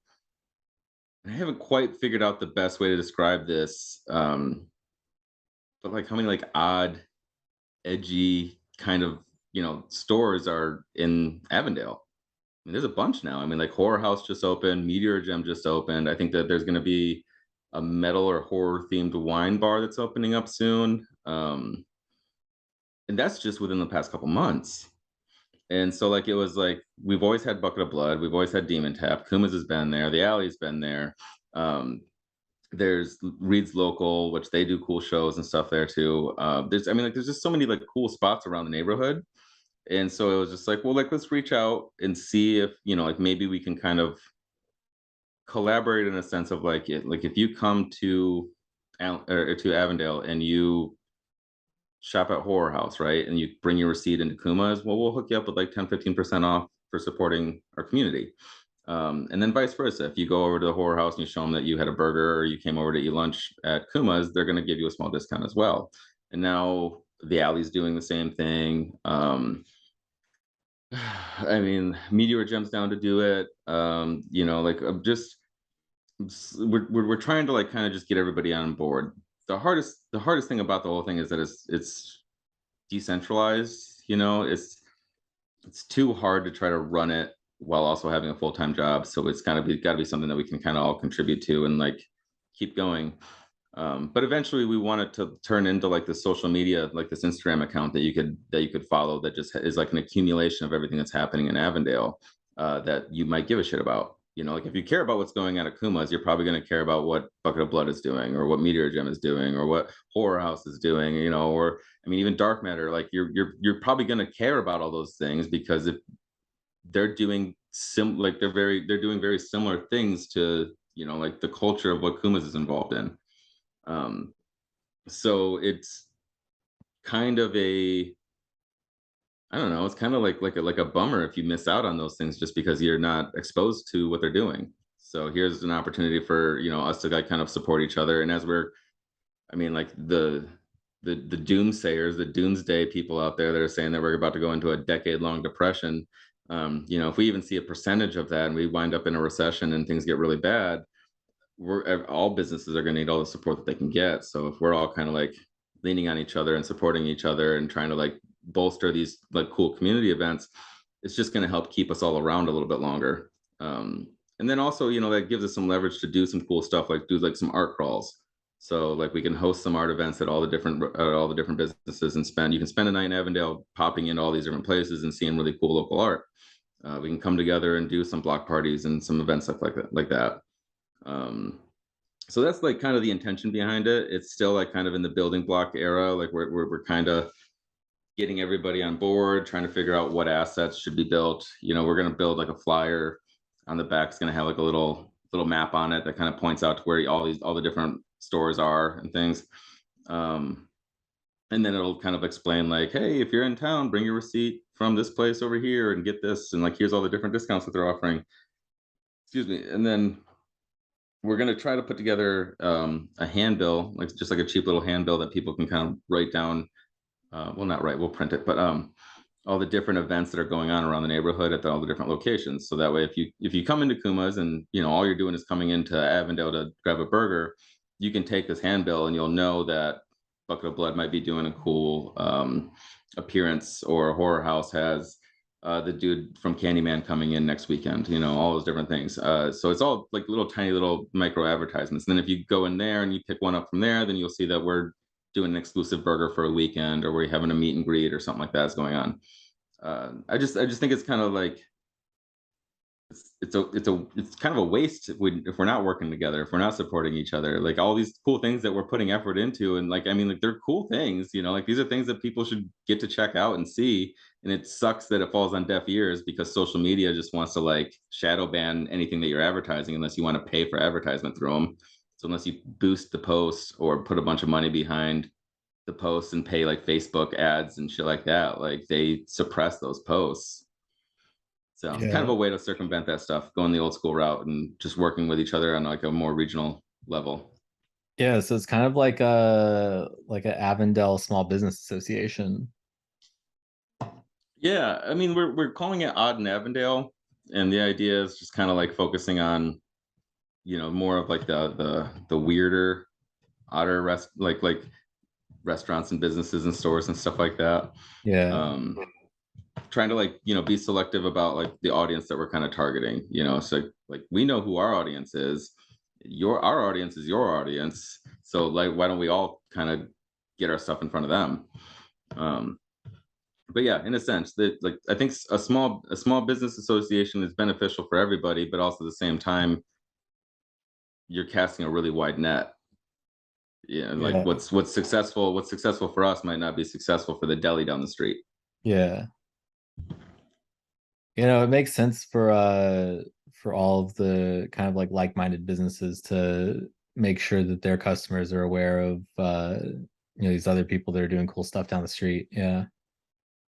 And we're trying to figure out ways that like we can kind of like have people piggyback off of stuff, so like when we did like the Harley Quinn thing, I mean, had it not rained, we were going to have the retro Batmobile, and then the alley was going to have the Michael Keaton Batmobile, and it was going to be like hang out in the neighborhood, like go check out what they're doing. So we're going to like try to incorporate that kind of stuff, so that way like if you're attracting people into the neighborhood, they have more to do than just come see what that one place is doing. Yeah. And tell me about how you all got to be one of the 3 places that has Wake Brewing on tap. That was me bugging the hell out of Wake Brewing. So like I love them as a company, and I was a fan of what they did. And when I saw like how active they were with like the metal community, I mean, dude, if you go to their website, like their homepage is them set up in their brewery with amps playing doom riffs, and their whole thing is like riff infused beer. And so like I emailed them. I was like, hey, where can I get you guys in Chicago? No response. Message them like, hey, I work for Kuma's, I'm really interested in having you guys' stuff in Chicago. Is there somewhere that I can go to get it? And then like eventually like Jason reached out and was just like, hey man, like we're a really small brewery, man. We have a hard time keeping up with the demand of what we need. He's like, but I've been a big fan of Kuma's for a long time. He's like, if our beer was going to be in Chicago, it makes a lot of sense to have it there. And I remember one of the first times that I went to Kuma's, on like our main set of taps at OG, there was a big fat Wake Brewing sticker, like dead center of it. I'm not sure if you ever saw it when it was there. But I was just like, we have this massive sticker for a beer that we've never had on tap. And I wanted to see how to change that and how to fix that. And he was just like, he's like, if you can dedicate a tap line, I will make sure that you have our beer. And he's like, and we're not going to expand. We're not going to put it out to anywhere else. He's like, I have a buddy that owns a place that I'm going to let them have it. And then beyond that, it's like super rare special occasions. He's like, but Kuma's is going to be known as the place that has Wake beer in Chicago. And I, talked it over with all the managers, and, like we kind of talked about it as like from management of, does it make sense to give them a dedicated tap line? And, like in the end, I was just like, guys, they're working with all of the same bands that we're working with. Like they're making one-off specialty beers and and dedicating them to these bands. And then those bands are coming to town, and then we're dedicating a burger to them. Like there's like a huge missed opportunity that we should be collaborating with them on a regular basis. And ever since they were involved with the Lucifer Satanic Daughter, they like helped bring that whole thing and happen. They did a beer collaboration for At the Gates when At the Gates came in, like just last month. Yeah, they did one for Atlas Moth last year too, as part of a Vox and Hops thing. Yeah. And I mean, like they're always involved with the Decibel beer festivals. I see them so actively involved with the metal community, and like now they're my homies. Like now, like I hit them up anytime that I think something cool is going on that they should be involved in, and then vice versa. Like they always reach out anytime that they're coming into town for anything. And it's just awesome because they're super well respected in the brewing community. Like when they come in, all like a bunch of breweries always like wanting to come and like hang out. So it's just cool to have them involved with stuff, because I know that, and I mean, like this isn't anything against all the fucking fantastic great breweries that we have in Chicago. I still love working with all of them, and I still do a lot of fun stuff with all the local breweries. It's just, I mean, like Jason's worked with that, like Matt Pike, he's been booking these bands since they first started. Like he knows them all very, very well. And so like the idea of like doing a collaboration for a beer for these guys, or like doing like a one-off movie screening or something like that, they just tend to like get how cool and how special some of these things are, and they're usually right on board to do it. So yeah, so that's kind of like the story behind getting Wake on Tap. Was I pestered them until he finally called me and talked to me about it, and then we worked it out to make sure it made financial sense for both of us. Yeah, no, you mentioned the big Wake sticker that's on that tap line, and there's also somehow a big Cult House sticker on there too. I don't know how that got there. Who would put that there?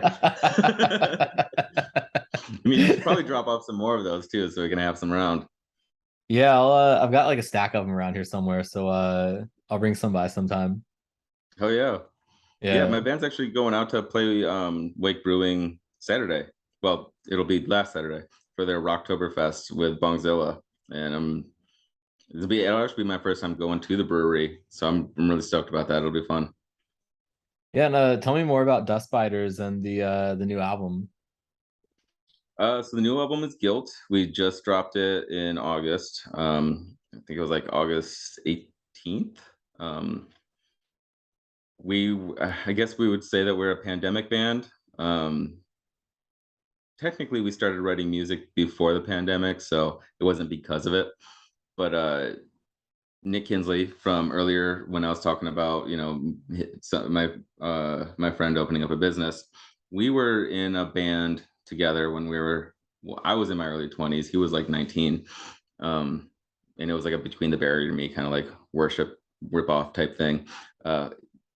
But that's nothing to say against the band members that we were in. Were incredibly talented musicians. I'm not trying to sit down and play the music that we were playing by any means, but we had always written music really well together, and we were always really close friends. So when he was getting ready to, I forget what, like they were fully staffed, so he just had like a little bit more free time, and he had actually he was going sober. He was quitting drinking, so he had all of this like pent up addiction energy that he had to put into something. So I was like, hey, remember guitar? Here, let's play some guitar, and like, so I got him to come over and play guitar with me, and we were writing some riffs. And originally the idea was to just write some 3-chord punk, like just some basic like rock and roll songs, something that would just be fun for like some old dudes to do in our spare time.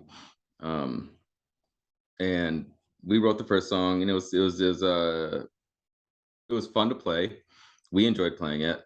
Then the riffs just kind of started flowing, and our general manager at the West Loop location of Kuma's, we had always kind of like really vibed on music. Like we would always get together and talk about bands that we were into and new albums that were coming out and bands that were coming to town, shows that we were going to, shows that we've been to, things like that. And I just really knew that this guy would get it. And so I asked him if he wanted to sit in at the Music Garage with us and just kind of like jam some drum parts to the riffs, and we'll see if this is, any good.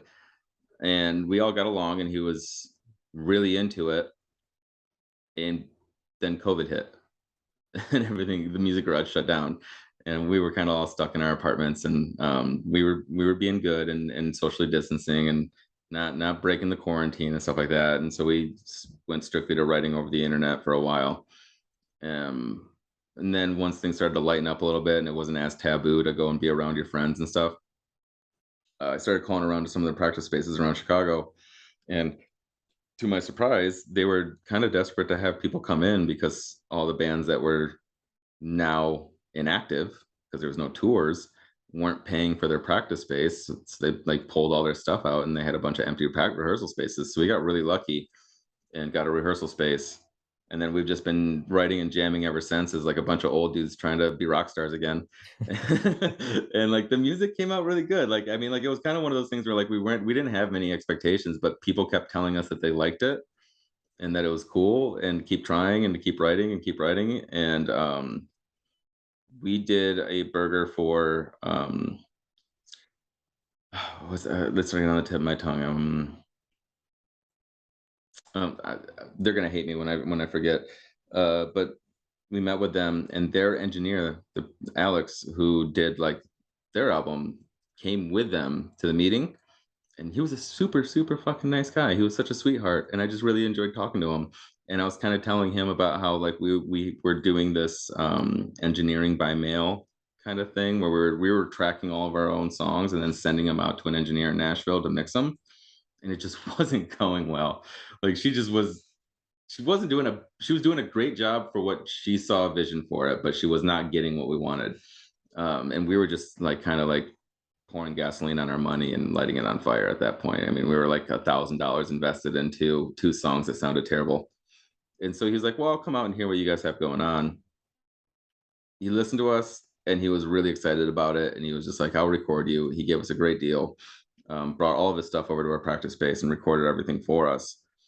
And it's like, I mean, like, I don't know, anytime that you're doing something like an artistic expression of this kind of stuff, like, you know, like making the choice to go and make it like a lucrative business venture, you know, and like try to pursue it in a very serious way is a very difficult hurdle to decide to do. And it was kind of like him really encourage, like just being like, this is kind of cool music. He's like, I really think that there's an audience for this and that this could go places. So let's make sure that we put some effort into this recording and take our time on it. And that really kind of like encouraged us to go and seek out a really cool artist to do the cover art and, you know, like find people to help us do the music videos. And, you know, I had to learn how to get cassette tapes made, and I had to seek out small independent lathe cut vinyl makers because we weren't getting into any of the vinyl press shops. That wasn't happening. They were so backed up on orders and their minimum orders were so expensive. But we were able to do like some cool shit. Like this is the first time that I've ever released anything on cassette tape, you know, like I don't know how many people still have cassette tape players, but I have a record on one.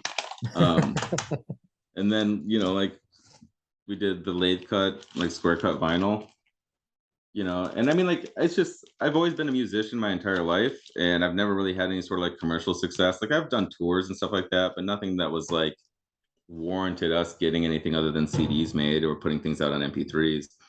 So every time that we put effort into it, there's been like a good response to it, you know. So like we did when we were doing our initial like kind of outreach of just trying to like see if we can book some shows, we immediately got asked to open up for Glassjaw for their 20th anniversary, like sold out show.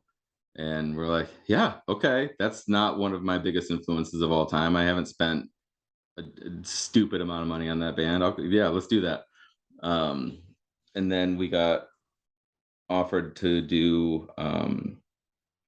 the Electric Six show out at the Forge, Necrogoblicon most recently.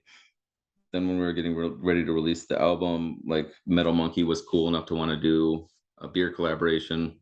And then you know, like we did a burger with Kumas, and most people are going to assume that like I was the person that was just like, we're doing a burger for my band. But in all honesty, like it was other people that work for the company that was just like, we should do a burger for you guys. And I was just like, I feel really weird having 2 members in the band that work for the company getting a burger, because I just feel like people are going to assume that it's because of our positions with the company, and it still very much is because of that.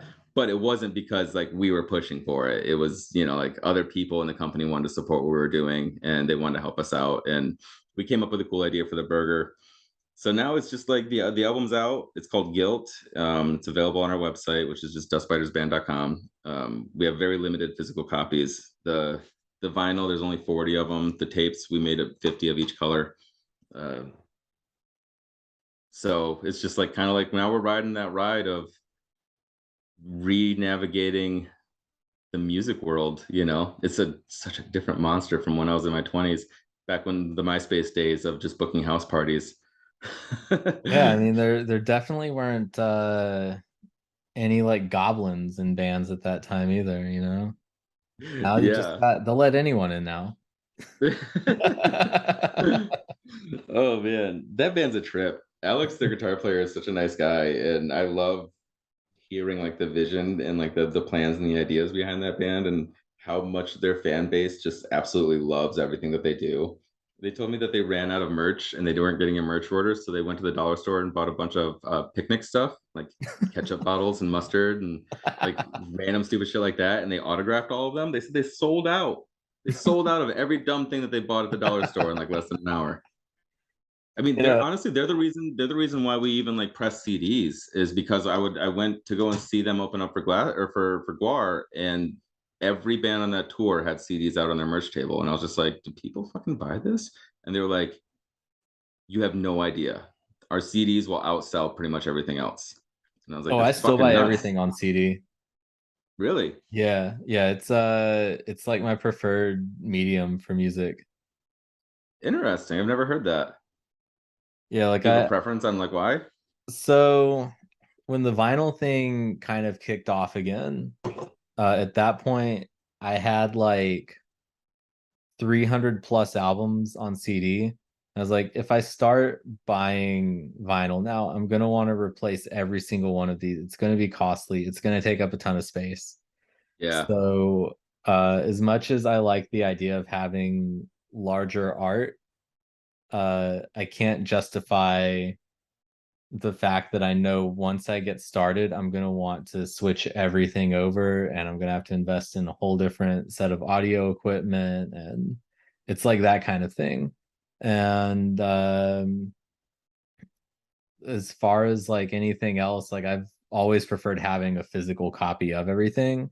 And part of the CD thing too goes back to, since I want to have a physical copy of things, it's easier for me to put that into my computer and then move it from like Apple Music over to my iPhone, because I refuse to like pay for Spotify because I just Fair. like I can't like justify it from a philosophical standpoint of the fact that like artists can have however many million streams it is and only get like a few $100 off of it. So like that just Yeah. doesn't like shake out to me. So um there's like a whole combination of things that like add up to, hey, I still buy CDs. I mean, like it's. I actually forgot I had a CD player in my car until we put out our CD, and I was like, oh, I got to test this. I got to make sure it sounds good. And then I realized that I had a CD player because I've always just Bluetoothed everything. But yeah, I mean, like that makes a lot of sense. Yeah, I totally get that. I probably feel the same had not my entire CD collection been stolen and I had to shift everything over to burnt copies. And so then I kind of like lost my attachment to my CD collection. And then I just started buying the what I would deem personally as what I thought would be an important vinyl. So when like there'd be like a super limited version of like a collaboration or something like that, I'd be like, oh, there's not a lot of these. I probably should pick one up while I'm here. Oh yeah, I've been So tempted to buy so many like Sabbath like re-release box sets or like Metallica re-release box sets, but then I'm just like, this is the gateway to yep, tens of thousands of dollars replacing my CD collection with vinyl. that's no joke, dude. I had a roommate who had an entire room dedicated to his record collection, and it was just shelved from floor to ceiling on every single wall. And I mean, he had to have $30,000 invested. And I mean, granted, if he was like really, really good at it, he probably could have resold all of that stuff and made 100 grand, like with like the resale value on some of that stuff. But Jesus Christ, the amount of money that he had just in those collections. And I mean, to his credit though, he spent every single night when he would get home from work, he would get high and put on a record. So it wasn't just sitting on the shelf in boxes as a collection. He was actively listening to every single one that he had. Yeah, this is kind of where I'm at with my comic collection right now, because like I um I've got it. There's like a whole wall of my like living room that is just like shelves that have big hardcover collections on them, and then there's like a whole wall of my bedroom that's just like taken up with like the comic short boxes that have single issues in them. Like I've got 18 Uh-huh. short boxes, and I think like 12 of them are nothing but just like Spider-Man comics. Because I'm 14 issues away from having every Amazing Spider-Man from number 198 to 900 and whatever it is that they're on now. Holy Uh, shit. yeah, like I've and like some of them I paid like 15 or $20 for a few years ago. Like the first Carnage, I remember paying like $20 for that in 2007 in like near mint condition or whatever. And that's like a $400 or $500 book now because they put Carnage in a movie. And I've got Wow. like First Venom signed by Todd McFarlane, and Oh shit. yeah, so like That's it's crazy. that's like that was I bought that like under the price for it at like 250 a few years ago before the first Venom movie came out, The Amazing Spider-Man Yeah. 300. And that's like when I look at it now, like the grade that I bought that in for like the condition that it was in, it's like a $700 or $800 book now. Plus it's got like his signature on it. And then I've got when I met Stan Lee in 2016, I got him to sign Amazing 252, which is the first issue that the black costume is in. Because I didn't have any of the Stan Lee books at the time. Yeah. Because those are just like once you get under 200, they start getting pricier. And like Yeah. I'm just like I'm not trying to spend like $100,000 on a book or like more than like a my upper limit that I've spent on anything is like what I spent for Amazing 300 and Amazing 236, which is like first Hobgoblin. So Okay. those were both How like much did you pay? 250 when I bought them. That's still, I feel like that's reasonable for somebody that obviously has like an affinity for that series, you know. Yeah. Yeah, and like Trust I've me, got so much stuff that I spent like 15 or $20 on that's like a few $100 now. And so it's like it's stuff that's appreciating in value. So I just justify it to myself now. I was like, this is an investment. yeah, Yeah. it very much is. I mean, like, yeah, it's just like if you were collecting baseball cards back in the 50s, you know. Yeah, it's a modern art collection. Yeah, and also like it's something that is like you're passionate about and you would like to own. So ultimately, that's the most value right there is that you have it. Yeah. I have stupid shit that nobody else in the world thinks it's as valuable as I do, and I spent dumb money and had to travel super far to find it. And it's just like I'm not gonna get the money that I even paid for it if I try to resell it, but I have it, and that's the whole point is I wanted it. Yeah. um, yeah, I mean, like I've met people that dropped stupid money on like movie props from movies that they were obsessed with. Fuck it, dude. That's the best part about being an adult. You Yeah. get to collect all that shit. You know, I've been like in the Star Wars collecting like side of things before too, but like I've had to at some point just be like, I can only focus on collecting one thing because otherwise this is too much. Like there's only so much space that I'm ever gonna have, and there's only so much money that I'm ever gonna be able to spend on any collection. But I had back around 2016 also kind of set out on this whole idea that I was going to meet everyone from like the original Star Wars cast that was still around. So I got Oh, Carrie cool. Fisher like the October before she passed away, which was Whoa. super cool because like I met her at New York Comic Con in like a movie quality like Han Solo costume. And so like I get up to her table and she looks at me and she's like, I love your outfit. You look adorable. And I look at her and I'm just like, this is a hell of a place to meet a princess, huh? And she goes, come here. And she like grabs the side of my face and like pulls me across the table to where like our faces are like this far apart, right? And like we're just like locking eyes. And I'm like, what the fuck? Like, how did I end up in this position? Because like, I'm trying to figure out what she's gonna do because I knew that she was like a little like I don't want to say crazy, but she was kind of spontaneous at times from what I've always understood. And so she like reached down and grabbed like a handful of glitter that she had at her table and just like rubbed it all over my face and my neck. That's an amazing Yeah. story. Yeah, and then she signed my Blu-rays and I went on my way. But there's still like a little bit of the glitter in the Blu-ray set, and there's still a little bit of glitter on the Han Solo costume. I was like, I can't wash this again. And so I haven't even worn it since then. But it was like the coolest experience that I've had with anyone like that. And at that time, she only charged like $70 for her autograph or whatever. Because like at the conventions, like people charge Wow. crazy money now because they got Yeah. tired of like Mark Hamill. Like the year after that, I had a chance to meet him, but he was charging 300 for autographs. And it's because a lot of these people got really annoyed that there were basically like people who were coming through with stacks of things for them to sign so that they could resell it on eBay. And it Yep. was holding things up for the people that actually wanted to meet them. So they upped the prices. But then there's like that double-edged sword that like you've upped the price. So you're kind of like also screwing the people that really want to meet you because you're pricing a lot of them out in an effort to Right. avoid people who are just coming through to make money off of your name. Right. Yeah. Yeah, it is a double-edged sword for sure. You make a really good point.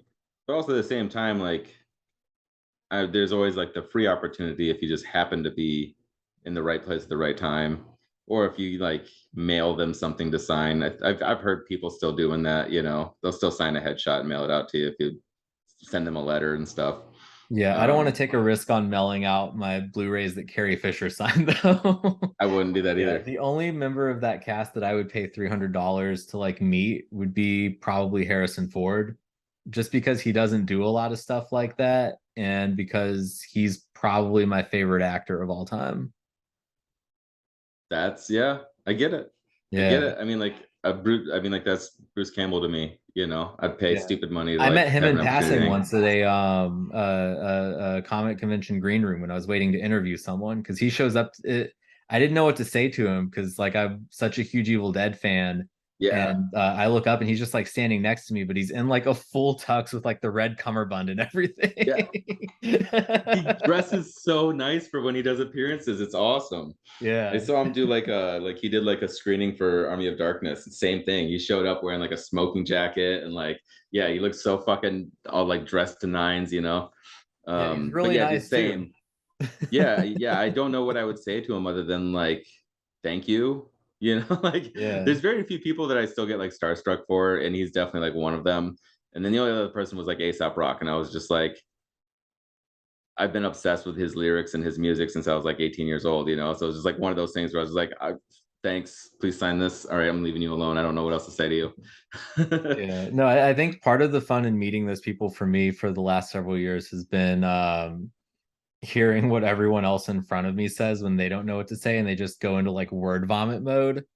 There's been like a couple of times that I've met Henry Rollins, and like the people who were in line in front of me go into like these diatribes that are basically do you remember the last time that you were in town when I talked to you then? He's like, no, I do like hundreds of these speaking shows a year, and like I can't remember everyone that I meet because there's hundreds of people a night that I talk to after the show.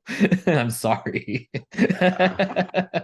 Yeah, and that like I'm sure that you've probably like been in those circles where like you're actively trying to leave like one place to another place, and then somebody will stop. Be like, hey, do you remember like last summer at this thing at this bar where like this happened? And it's like, man, like you're getting real specific on something that I'm not gonna remember. I'm sorry, but yeah, that's happened a lot, and I feel bad because both people are about to get disappointed because you have like somebody who is like a hero to somebody that's got to tell them like, I don't really remember that, and then you have a person that's going to have like their dream crushed, and then they're not going to know what to say. Yeah, I mean, like I know that the like going term for people like that is punisher or whatever, but like none of them realize that they're punishing anyone either. They're just like so Yeah. excited that they can't figure out like what it is to say, and they want to impress this person who they look up to so much. What's funny is that like in my experience is that most of the time if like you're just like, hey, I just really love everything you do and I appreciate what you contribute, like they fucking love that more than trying to find some sort of way to be their friend for 5 seconds. But that's yeah, most of the time like they're just like cool with meeting fans that want to like love what they're doing. I don't know about you, I don't know how like it's kind of been for you, but that's usually like the case in my experience. Yeah. Maybe one day I'll get to experience that and I'll be like, oh, this is what it's like. Yeah, I'm trying to think of like the last time that I would have had that happen. I know that if I ever met Ozzy, I would probably punish him So I can't talk shit about anyone for punishing anyone because I know what would happen if I met Ozzy and if I met James Hetfield. Yeah. Yeah, I mean, like, yeah, I can put myself in those shoes too. Well, like, so, like, Billy Strings is like a buddy of mine, and we were like running around Lollapalooza when he played, and like it was one of those scenarios where like we couldn't walk more than like a few feet without somebody like, Billy, I love your music and stuff like that, and it was really really cool. And he's really good at handling that stuff at this point. He's really good at like being able to interact with all of his fans and talk to them on a very personal level, and still like, all right, cool, see you later. Like, I'm on my way to a thing. But that was like the amount of repeated statements that like every single fan that was coming up to him was like kind of saying, if not the same thing, like really close to the same thing. And so like I could just see that becoming like, I think actually I watched that interview, an interview that you did where they were just like, yeah, like I've answered these same questions so many times already, like we're not doing anybody any favors by having me answer these questions. Like, do you have anything more interesting to ask me about? Oh, yeah, that was Lex from Three Teeth. Yeah.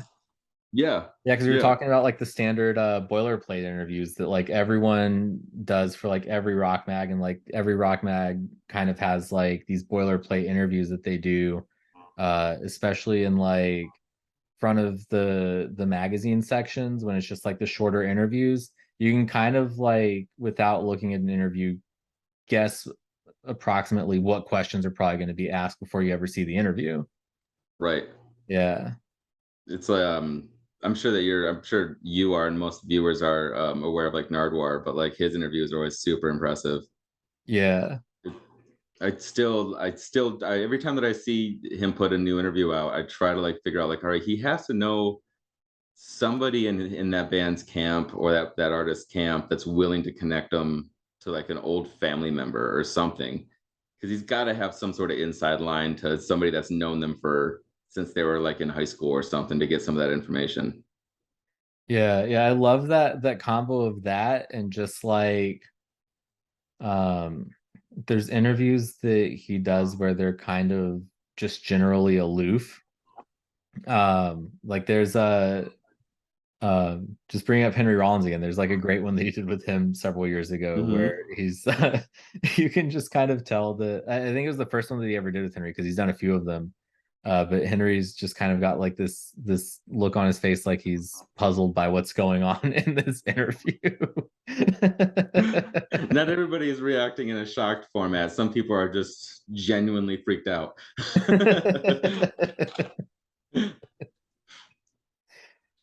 And speaking of festivals, you just mentioned Lollapalooza. I know we were both at Riot Fest. I'm still super jealous that you were side stage for Misfits. It's like I was on their guest list and I was still just kind of like out with everyone else, but it was still super cool to get comp to that and finally get to see them with Danzig fronting them. Because I'd seen like every other kind of amalgamation of them before that. Right. Well, what's interesting, so like weird like synchronicity stuff was that like the first time that they got like Jerry Only and Glenn to play together, what was it, 2014 Riot Fest, I think, like the year that Public Enemy played. I think so, because I know that I went to 2011 Riot Fest when I lived here the first time, and that was the first time that Glenn and Doyle had reunited, and they did like the Glenn solo set, then a Sam Haines set, then a Misfits set. Okay, I just remember the Misfits set. I was very intoxicated for that first one, but honestly, that Riot Fest is one of the main reasons why I moved to Chicago. Like I fell in love with the city coming into town for Riot Fest. I just loved how Riot Fest basically took the city over for a weekend. Like every single city bus had like a big giant Riot Fest wrap on it. You couldn't get into the L without seeing like Riot Fest advertisements on it. There was bands doing meet and greets and signings all over the city at different record stores and shit. It was just like one of those things where I was just like, man, like not only is it fucking Chicago, there's a million things happening, there's so much going on, but like the culture there was just so alive and so active. And I would just like every year after that, I came back for Riot Fest. I think the only Riot Fest I didn't come back for, and I'm still kicking myself for, was the No Doubt reunion. I really wish I would have came for that one, but I don't think that there was anybody else in the lineup that I was like super stoked on, or I was just broke at the time and I couldn't afford it. Yeah. But yeah, side stage for Misfits was weird because there was one, I wasn't supposed to be up there. I'm probably telling on myself, but we kind of walked past security. And my friend that was with me actually got stopped by security, but they didn't come after me to come up and like make me show my wristband or anything. But there was a gate and then a couple people and then like a gate and then a couple more people. And so like I was all the way in the back trying to look through people's shoulders, you know. But it was still really cool to see it up that close. And the band was having a blast. You know, you can tell when the band's having a good time because they're looking off side stage at their friend and they're smiling and like fucking around and stuff. And it was just kind of cool to see Misfits that up close. And on top of that, they're fucking jamming and having a blast. It was a really good time. Yeah, I know Danzig tries not to smile most of the time, but I saw him smiling a lot during that set. Yeah, it seemed like they were having a lot of fun. My buddy was teching for him, which was actually how I got in for the festival, and so like I got to like sit and like bullshit a little bit about that. And it's funny how many guitars that band like needs for shows, because he's like, I spent all day just restringing their guitars. There's so many guitars for this show. I got in from like I guess last November. I had AC Slade on the show, and he's their live guitarist now. Okay. Shout out to AC with the Catfight Coffee. So they got a Misfits blend now. That's like a red velvet flavor. It's really fucking good. But it's called Crimson Roast. Oh, that's a great name. Yeah. That's a great name. I love a good pun. That's a great name. But it was the thing that kept cracking me up during that set though was Glenn's stage banter, because every single thing that he said ended with and it was all just like so over the top jokes. Like cheesy. He kept like just making fun of people. Like he was like, "Oh yeah, this one was written with real instruments and shit like that." He's like there was a couple of times he's just like, "I bet your parents are upset that we're back." Yeah, I remember, dude. That was so that was what everybody was like kind of joking about at the other night. That was hilarious. But I mean, like, on the subject of Riot Fest, like, you can kind of like, you've been going to them for years too, man. Like, it's just such a cool, unique thing. I've had more cool things happen to me in my life at Riot Fest than anything else I've ever done in my life or career. Yeah. As far as like meeting interesting people, being backstage when I wasn't supposed to be, you know, like now they're gonna be like that guy. You know what I mean? Like, not gonna let me back there anymore. But it's still like it's a very special festival, and I think like more people. I wish that like it like still had the same attraction that it used to have. I think COVID obviously has like put them in a place of having to rebuild, like it did to a lot of people, and I'm glad that they're still doing it though, because a lot of festivals gave up. A lot of places were just like, this isn't going to work, and they lost a lot of money on like a lot of stuff being canceled for COVID. Yeah, no, I was glad that that there was the turnout that there was, because there were so many people there that like texting didn't work.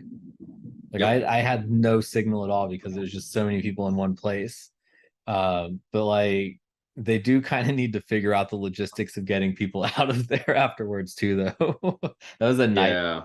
On the way there though was probably like on the L on the way there, I knew that it was going to be a good day because I looked over at one point and realized that I was like standing. So I was packed in with a ton of other people, and I look over and I realized that the person that's like right next to me is former like WWE women's champion Lita.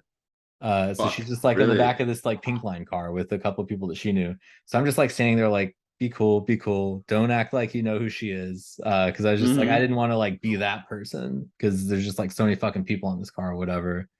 Wait, is it Lita from like the Hardy Boys? Yeah. Oh, okay. Yeah, Fuck she yeah. was just like randomly on this L card. I think it was because Alex is on Fire used to do her entrance theme. Mm-hmm. But yeah, I was just like too awestruck by this like whole chance thing that I was just like, I don't even want to take any chance on like annoying her by saying anything. I'm just gonna like be happy with the fact that I just like by chance ended up standing next to her on an L train. I mean, like a lot of people come in for it. Like, I mean, the first year I met Doug Benson, like he was just hanging out smoking weed. I think he like tweeted out like, if you want to smoke weed with me, I'm at the Ferris wheel. And I was like, let's go see what that's going. What's happening over there?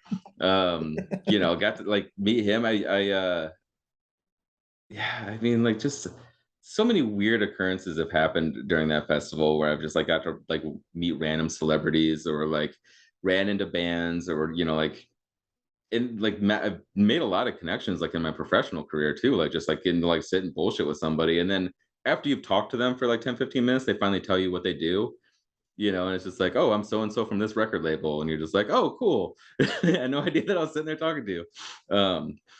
I've never had a bad time at Riot Fest. I've had bands I didn't care about, but I've never had a bad time. Yeah. I'm in the same boat. Like I'm kind of in that boat with pretty much every festival that I've gone to because I can't remember like before the Riot Fest, I used to go to like Ozfest all the time back in the day, like every year that happened. Like the last like several years that it happened anyway, like 04 through 08, I think. I went to those, and then it became the Warped Tour people started doing that Mayhem Fest, and I went to a few of those because they had some pretty decent lineups the years that ran, and the Guarbecue. Every year that I went to the Guarbecue was fantastic. I'm still mad that I never went to one. Oh, I'm like, yeah, I fucked up not going to any of those. Yeah, I got into like 3 of them with photo passes. So like I got to get like up close. I got to shoot I Hate God. So every time that I've seen I Hate God, it's never been with Mike singing for them, or they've had to cancel. So like I've only gotten out of all the like 3 or 4 times that I've tried to see them, something has happened and they've had to cancel, or Mike was replaced by Phil Anselmo, which was really? also so I've seen I Hate God with Phil fronting them. Yeah. Yeah, I didn't even know that Phil like ever like filled in to like frontman for him. Yeah, That's he did interesting. Barbecue in 2016 because 2015 was the year that Down played. Okay, did you ever go to Tattoo the Earth when that like had this little short run? Nah. So that was like Paul Booth's like metal festival that I think he did. I think maybe Roadrunner was involved with that. I don't remember, but it was like Slipknot was headlining. It was like the first big tour that Mudvayne did. Yeah, that was like late 90s. I think that happened when I was still in like middle school. Oh yeah, no, my stepdad took me. Like I had to be escorted by an adult. Yeah, I never could get my parents to take me to stuff except for when I was in 9th grade. Twice I got my my mom one time and my dad the other time to take me to see this is like so fucking random. This band Primer 55 that were on like Island Records at I the remember time. Primer 55. Their guitarist Bobby Burns was from my hometown, and through happenstance I ended up connecting with his family because this guy who worked for my mom at this furniture store that she managed at the time went to high school with Bobby and was talking about how he knew him. So I emailed Bobby through like the band's webpage at the time and was like, hey, does this guy actually know you? And he sent his parents to the furniture store to like bring me a bunch of merch. That's amazing. Yeah. And so like I went to a couple of their shows like after that, and they let me get on stage and sing with them a couple of times. Oh damn. I mean, that's so random that you would bring up Primer 55. Dude, I'm pretty sure that like I have a terrible memory for this because I was in high school at the time, but I was in a new metal band and I'm pretty sure that we opened up for them once in like Kalamazoo, Michigan or something like that. Is either Primer 55 or that really I don't want to say, I don't want to talk shit about them, but like I'm not a big fan. But that band Dope. Yeah, their first like two albums especially, I always thought were like pretty solid for that time period, and they always kind of Yeah. stuck out to me as more of like a I had a hard time just kind of categorizing them as like straight up new metal because they felt kind of like they had that sleazy like gutter vibe like GNR had early on. You Yeah. know? And their singer, like Edsel, he used like a really interesting effect on his vocal that kind of like added like a bubbling effect to it. Yeah. It almost gave it like borderline industrial kind of vibes. Yeah, because they Um, sampled a lot too. yeah, I did like that Rat cover that they did. That was always really cool. Yeah. And I like the fact that like Edsel's out with Static X, and they like no matter how much evidence is out there that that's who it is, like he refuses to say that it's him. Like it's I don't know. It's kind of like when Slipknot was like still a mystery and nobody knew what they looked like behind their masks. Yeah, it kind of It's ruins the like fun though. Like I'm still kind of upset that I know that Poppy Emeritus is Tobias Forge, you know? oh yeah, Yeah. yeah. Although like I mean it's crazy the lengths that he went to change his identity, you know, like even when like it was like a new papa, like it was like he would take and put prosthetics on the old prosthetics so that way it wouldn't like form the same face, it would still look different. Like he would really go out of his way for that shit. And Yeah. then that's another guy, like I'm sure that you've seen him before, but that's another guy that like kind of like Danzig that makes a lot of like old man dad jokes on stage the whole time. When he played recently, he's like, yeah, you guys in Chicago, you really know how to rock.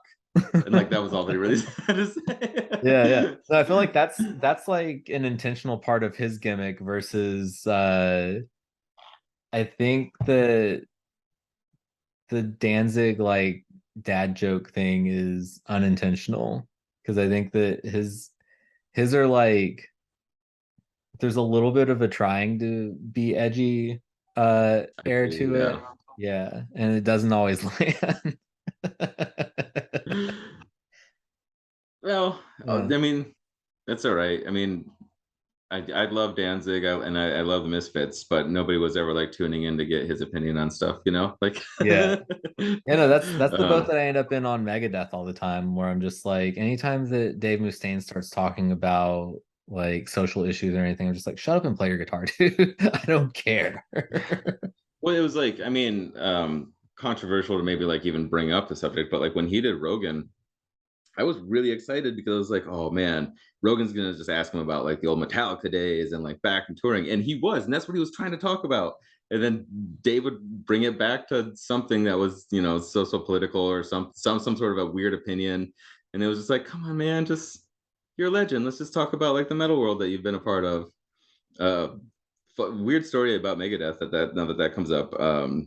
When I was probably like 26, I won a free flight out to Phoenix to go to God damn Hell City, the tattoo convention that they do. And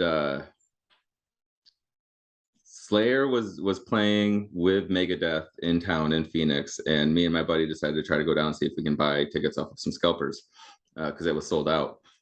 He owned a tattoo shop. I looked like I do, and he was like this big, tall dude with, you know, like he stuck out like a sore thumb, but he looked like a metal guy, you know. So we wandered around and found where like the buses were parked, and the doors to get into the venue weren't guarded by security or anything. And so like he like kind of looked at me and he just picked up his phone and pretended to like start talking to somebody. So I was like, yeah, totally. And like did that and like just followed him, and we walked in. And as soon as the security guard started to talk to us, he was just like, "Where's I got to get backstage?" And he was like, "Oh yeah, it's up the stairs." And so we walked through this area, right? And we have never been to this venue. It's a massive theater, and we just start walking, and we're sort of hearing like what sounds like Megadeth kind of off in the distance. So we're just sort of like walking towards the noise, and we come around a corner, and out of nowhere, we're side stage. It's like me and my buddy and like three other people, and we're watching Megadeth, and they start Symphony of Destruction, and it was like holy fuck. And so we're standing there and we watched them finish their set, and they're starting to come off of stage. We have no passes, no wristbands, no fucking tickets, and so like we're just like, we're gonna get caught, we need to go. And so we walk behind the stage to the stairs. Security guard starts beelining it towards us. He's like, what are you doing back here? And we're like, where's the bathrooms? And he's like, through that fucking door. And we're like, all right, cool. And we walked that door, and we were just on the other side of the ticket takers. So then we just walked in, found some seats, sat down, and got to watch Slayer, and it was amazing. But yeah, it was my first foray into just act like you're supposed to be there and nobody asks any questions. Yeah, it's a thing that like I've done so many times over the year too, as far as just like well, some of it not always legal, but I was trying to think of a story that I could get into, and I was only thinking of stuff where I've done the act like you're supposed to be there and you can just walk out with whatever you want. Oh yeah. Back in high school. Like, I don't know if I want to incriminate myself in anything. I mean, I feel like you're past the limit of when they could probably the take you to statute court. of limitations, yeah. Mhm. So it's probably not the best thing to have out there either way, despite the fact that live on the internet. Yeah, I'm definitely not proud of it, for the record, but shit happens. It was what it was. Hey man, if it makes you feel any better, when I was in high school, I got caught stealing an Eminem CD from the local grocery store. So we all do dumb shit. Oh, I never got caught. That's the thing of it too, is like I just hit a point where I was like, hey, I might as well stop taking chances on this, because it's gonna happen sooner or later. Right. Yeah. But yeah, no, I've had you for about 2 hours now. So Jesus, dude, I'm sorry, man. Oh no, it's all good. Did This not is gonna be mean the to- longest episode yet. Gosh, I don't mean to capture that and force your audience to listen to me for that long. I should probably touch on a few things coming up. Like if this comes out next week from this Wednesday, we'll actually be like a week away from doing the Choke Burger. Do you know Choke from Green Bay? Yeah. They just released a record, so we're gonna do a burger for them for a weekend, and they're gonna do an event over at Meteor Gem. And we're gonna host an after party. So anybody that's watching that's into Choke, you want to come hang out, they're gonna be around and doing some cool shit, and then we're gonna have a burger for them. Literally just put the event page up before. That's what I was working on before I came over here to do this. I'm trying to think. Obviously, Sleep Burger's coming back, so be stoked on that. And then December is gonna be cool. We have a really, really sick legendary metal blade band that we're gonna be doing in December. So I'll let people speculate on that, but I should probably talk about some of those things. Otherwise, my bosses would be like, "You went on there for 2 hours and you didn't tell them about any of the stuff that we're doing." You got the Delta 8 THC now too. We do, yeah. And I was actually just over there talking. We're going to try to develop like a mocktail menu around that. So, I mean, the whole point of that was to try to create an opportunity for like sober people, not sober, California sober people, to be able to go out and still enjoy like a bar atmosphere with their friends and not have to drink alcohol. Yeah. So that was fun. I learned all about the laws of how the hemp law is like circumvents so many things. If it's derived from hemp, like the plant hemp, it's legal. So like that's how you're seeing like a lot of places sell Delta 9 THC now, is they figured out how to extract that from hemp. So like now you don't even need like legit cannabis plants in order to get like the THC that most people are used to. Yeah, I'm still confused how a lot of that works, because I know like recreational is it legal across all of Illinois or just Chicago? Oh, I don't know. Because I know there's dispensaries here, but I get confused on how all of that works, as far as like it being decriminalized in some places and legal for recreational use in other places, and like what that means as far as how businesses can operate, because there's just like so many there's so many nuances from like place to place. Yeah. And I mean, honestly, like it's kind of gotten to a point now where most of the police are just it's a waste of their time, waste of their money. Like unless like that's where they like really like kind of make money on finding people on, like they're not really looking for it. And I mean, none of that is me advocating for anybody to go out there and like, tempt the law. But that's just been my experience, is that for the most part they don't give a shit. Yeah. I mean, just legalize it nationally already and tax it and make the money off of it. I mean, What's really fucking crazy to me, and like this is the only political thing that I'll mention, is that you have a president that's floundering, and he's doing everything that he possibly can to win the favor of the people, right? And here's your opportunity to fucking save our country from going into a recession. Just legalize it and bring us a brand new industry that is going to employ tens of thousands of people, hundreds of thousands, millions of people. I mean, like, look at what the cigarette company, the alcohol companies, all of those industries are multi-trillion-dollar industries. And this president would rather just like not deal with the backlash of being the guy that legalized weed versus doing something positive for our country. But yeah. whatever. That's just my pleb perspective.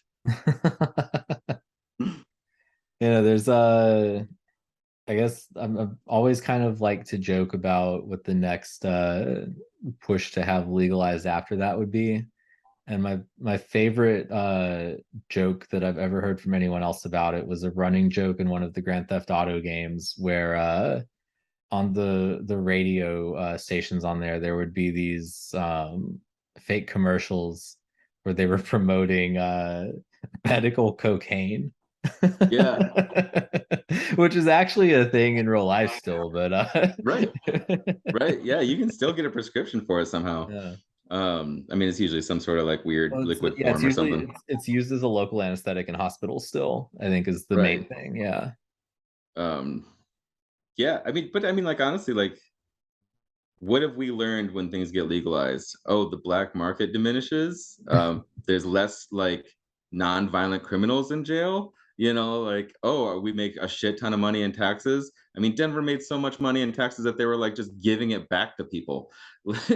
Like they were figuring out ways to like give it back.